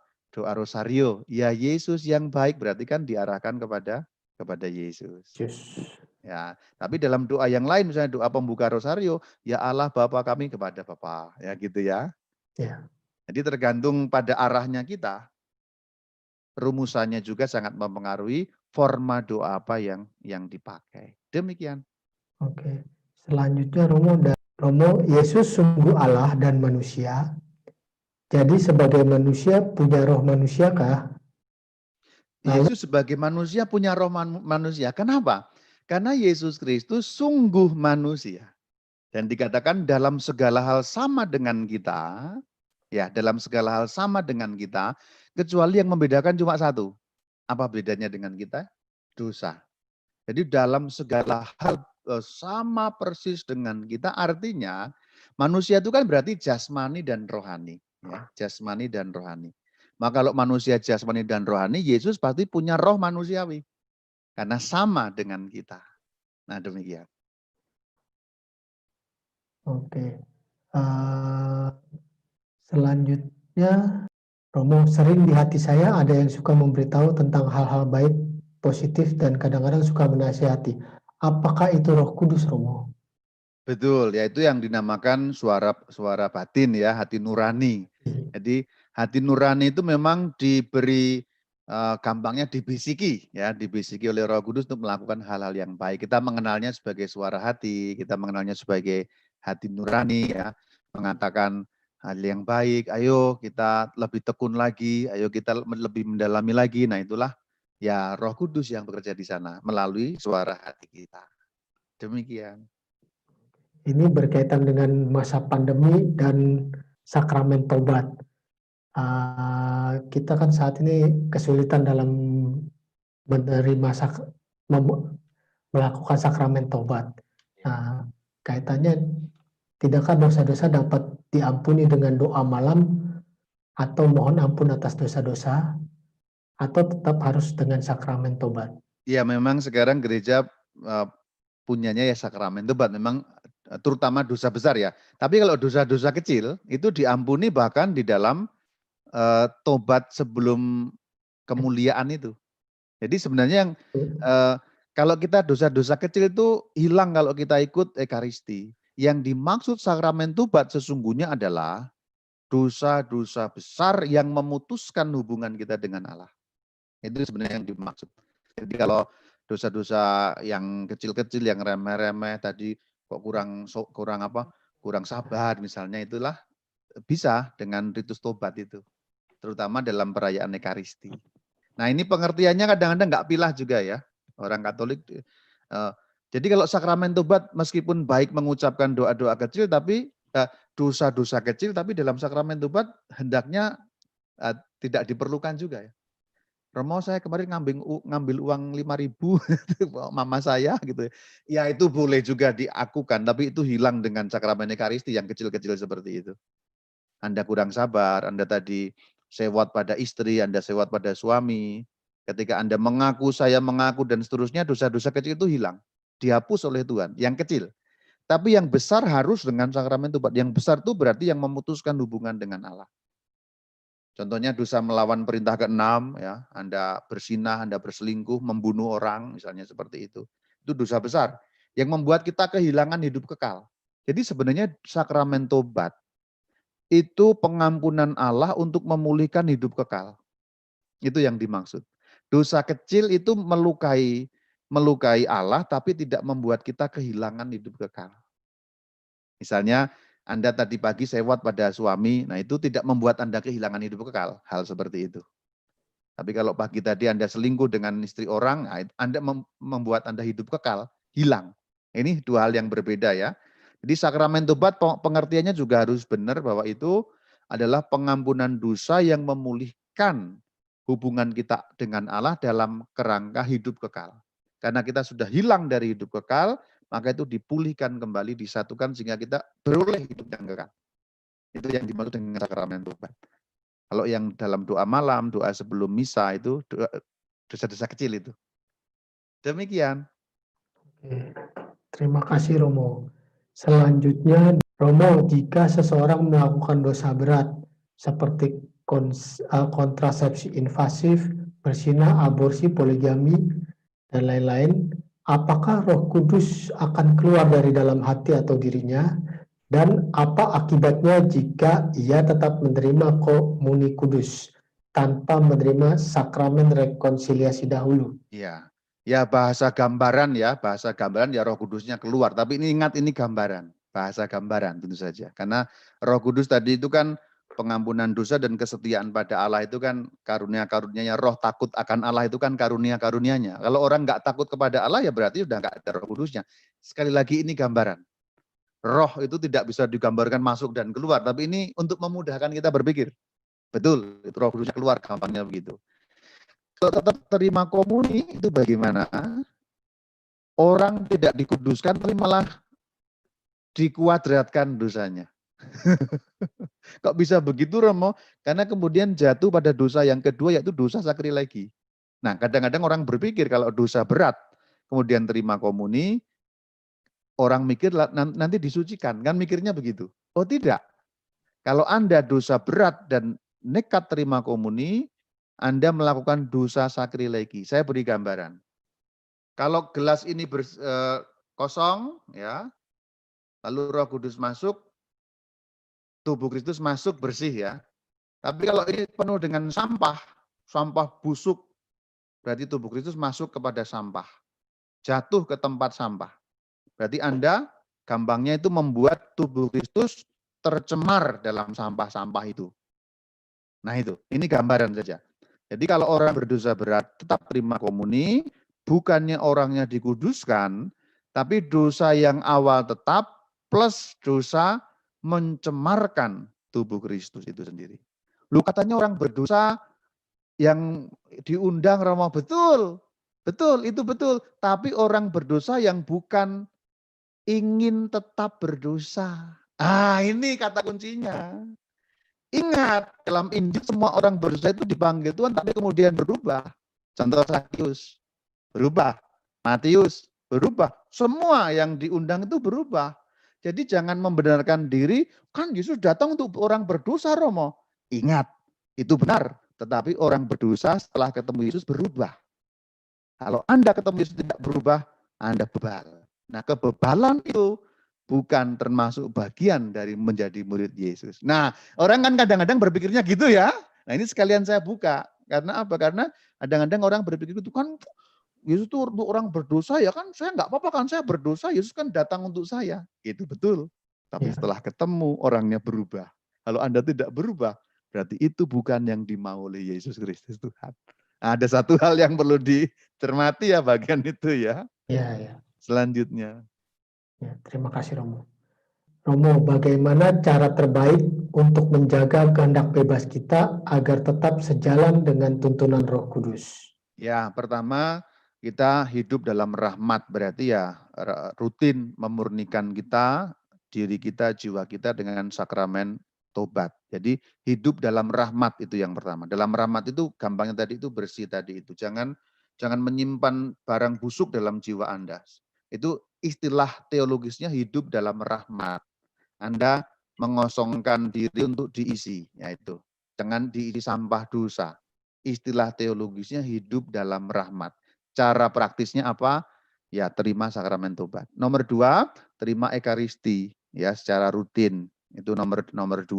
Nomor 3, hidup doa pribadi yang sifatnya menetap dalam arti rajin, rutin. Ya, 3 hal itu niscaya akan kehendak bebas kita akan sesuai dengan tuntunan Roh Kudus. Jadi sakramen tobat supaya hidup dalam rahmat, kata kuncinya hidup dalam rahmat. Nomor 2 ekaristi dan sakramen-sakramen gereja. Nomor 3 hidup doa yang teratur. Jadi kalau 3 itu Anda lakukan, niscaya sebenarnya kita terarah pada kehendak bebas yang sesuai tuntunan Roh Kudus. Apakah gampang? Kenyataannya enggak gampang. Sudah punya Roh Kudus tetapi masih bisa diserang roh jahat seperti Nah, ini terkait dengan santet. Punya Roh Kudus tapi berdosa. Nah, Roh Kudusnya pergi. Nah, itu bahasa gampangnya ya. ya, Kalau karena diserang santet itu karena orangnya berdosa kok. Santet itu tidak mempan kepada kita. Itu nanti silakan dibuka di YouTube-nya Katkit itu ada ya. ya, Nanti silakan yang tentang santet nanti saya jawabnya singkat aja karena bukan tema kita ya. ya. Buka di Katkit, katekese sedikit di alam gaib lengkap itu di situ nanti. Oke. Eh, ini sepertinya pertanyaan terakhir nih Romo. Baik. Kalau Yesus ada roh manusia, setelah Yesus mati dan bangkit, roh manusianya bagaimana? Mungkin kalau dengan tertulis saya lebih paham ininya. Oh iya iya. Kalau Yesus punya roh manusia, oh baik-baik. Roh Allah bagaimana ya? Roh manusia itu kan berarti roh manusiawi. Karena Yesus sungguh Allah dan sungguh manusia, maka roh dan jiwa itu kan, roh dan badannya kan membentuk kemanusiaan Yesus itu. Nah, rohnya Yesus itu Roh Kudus memang iya, tapi itu kita berbicara mengenai pribadi Yesus, bukan pribadi Tritunggal. Jadi kaitan roh Yesus sebagai roh manusiawi tadi itu sebagaimana kita yang punya roh manusia, gampangnya Yesus anggap sebagai manusia, itu kan terdiri dari 2, yaitu roh dan badan. Nah, ketika roh dan badan lepas, ini mati. Maka ketika roh dan badan disatukan, maka hidup lagi. Maka ketika Yesus dibangkitkan, rohnya dan badannya itu menyatu. Jadi kalau kita bicara mengenai roh kemanusiaan Yesus, itu sebagai pribadi manusia. Memang roh kudus itu roh Allah yang sebutannya roh Yesus juga. Karena apa? Karena perikoresisnya. Nah, ini sudah agak pusing kan? Ini pertanyaannya teologis. Saya sulit membuatnya menjadi bahasa Jepang karena ini bahasa teologis ya. Karena apa? Karena Tritunggal itu perikoresis masalahnya, saling mendiami. Anda ngerti nggak Pak Mulyadi? Nggak ngerti ya Pak ya? Ini bahasa teologis, ini konsumsi khusus ya. Pokoknya itu kalau kita bicara secara kemanusiaan Yesus, itu jelas bahwa ada roh manusiawi dan badan jasmani manusiawi. Tapi ketika kita bicara Tritunggal, roh Allah itu juga punya sebutan roh Yesus. Lalu berarti rohnya ada berapa ya? 1. Lah roh kudusnya berarti kan kayak 2. Tidak, itu dalam kesatuan Tritunggal tadi. Karena perikoresis, saling mendiami. Iya. Saya sulit menjepangkan bagian ini terus terang, karena ini konsep teologis. Jadi mohon maaf, ini memang tidak gampang dijelaskan dalam forum seperti ini, karena ini diskusinya pasti akan membuka juga nanti dokumen-dokumen konsili ya. Ya kapan-kapan kita diskusikan yang soal-soal lebih rumit seperti ini ya. Oke. Tapi saya pikir ada sedikit lah ya, sedikit Ya, pemahaman lah ya. ya, Kata kuncinya justru sungguh manusia tadi itu. Kata kuncinya di situ. ya. Oke, pertanyaannya sudah habis dan dari YouTube juga sudah tidak ada, Romo. Mungkin kita bisa tutup. Baik, terima kasih. Oke, terima kasih teman-teman semua. Eh, kita akan tutup. Romo bisa minta tolong pimpin doa penutup, Romo. Mari kita berdoa. Kita doa salam Maria sama-sama ya. Karena kan Oktober ya. Ya. Mari kita berdoa. Dalam nama Bapa dan Putra dan Roh Kudus. Amin. Amin. Salam Maria, penuh rahmat Tuhan sertamu. Terpujilah engkau di antara wanita, dan terpujilah buah tubuhmu Yesus. Santa Maria Bunda Allah, doakanlah kami yang berdosa ini, sekarang dan waktu kami mati. Amin. Kiranya berkat Allah menaungi saudara-saudari, melintasi ruang dan waktu, memberkati saudara-saudari dengan berkat kesehatan, berkat perlindungan, berkat pertumbuhan iman, dalam nama Bapa dan Putra dan Roh Kudus. Amin. Terima kasih semuanya. Selamat malam. Selamat malam sudah bergabung dengan kita semua.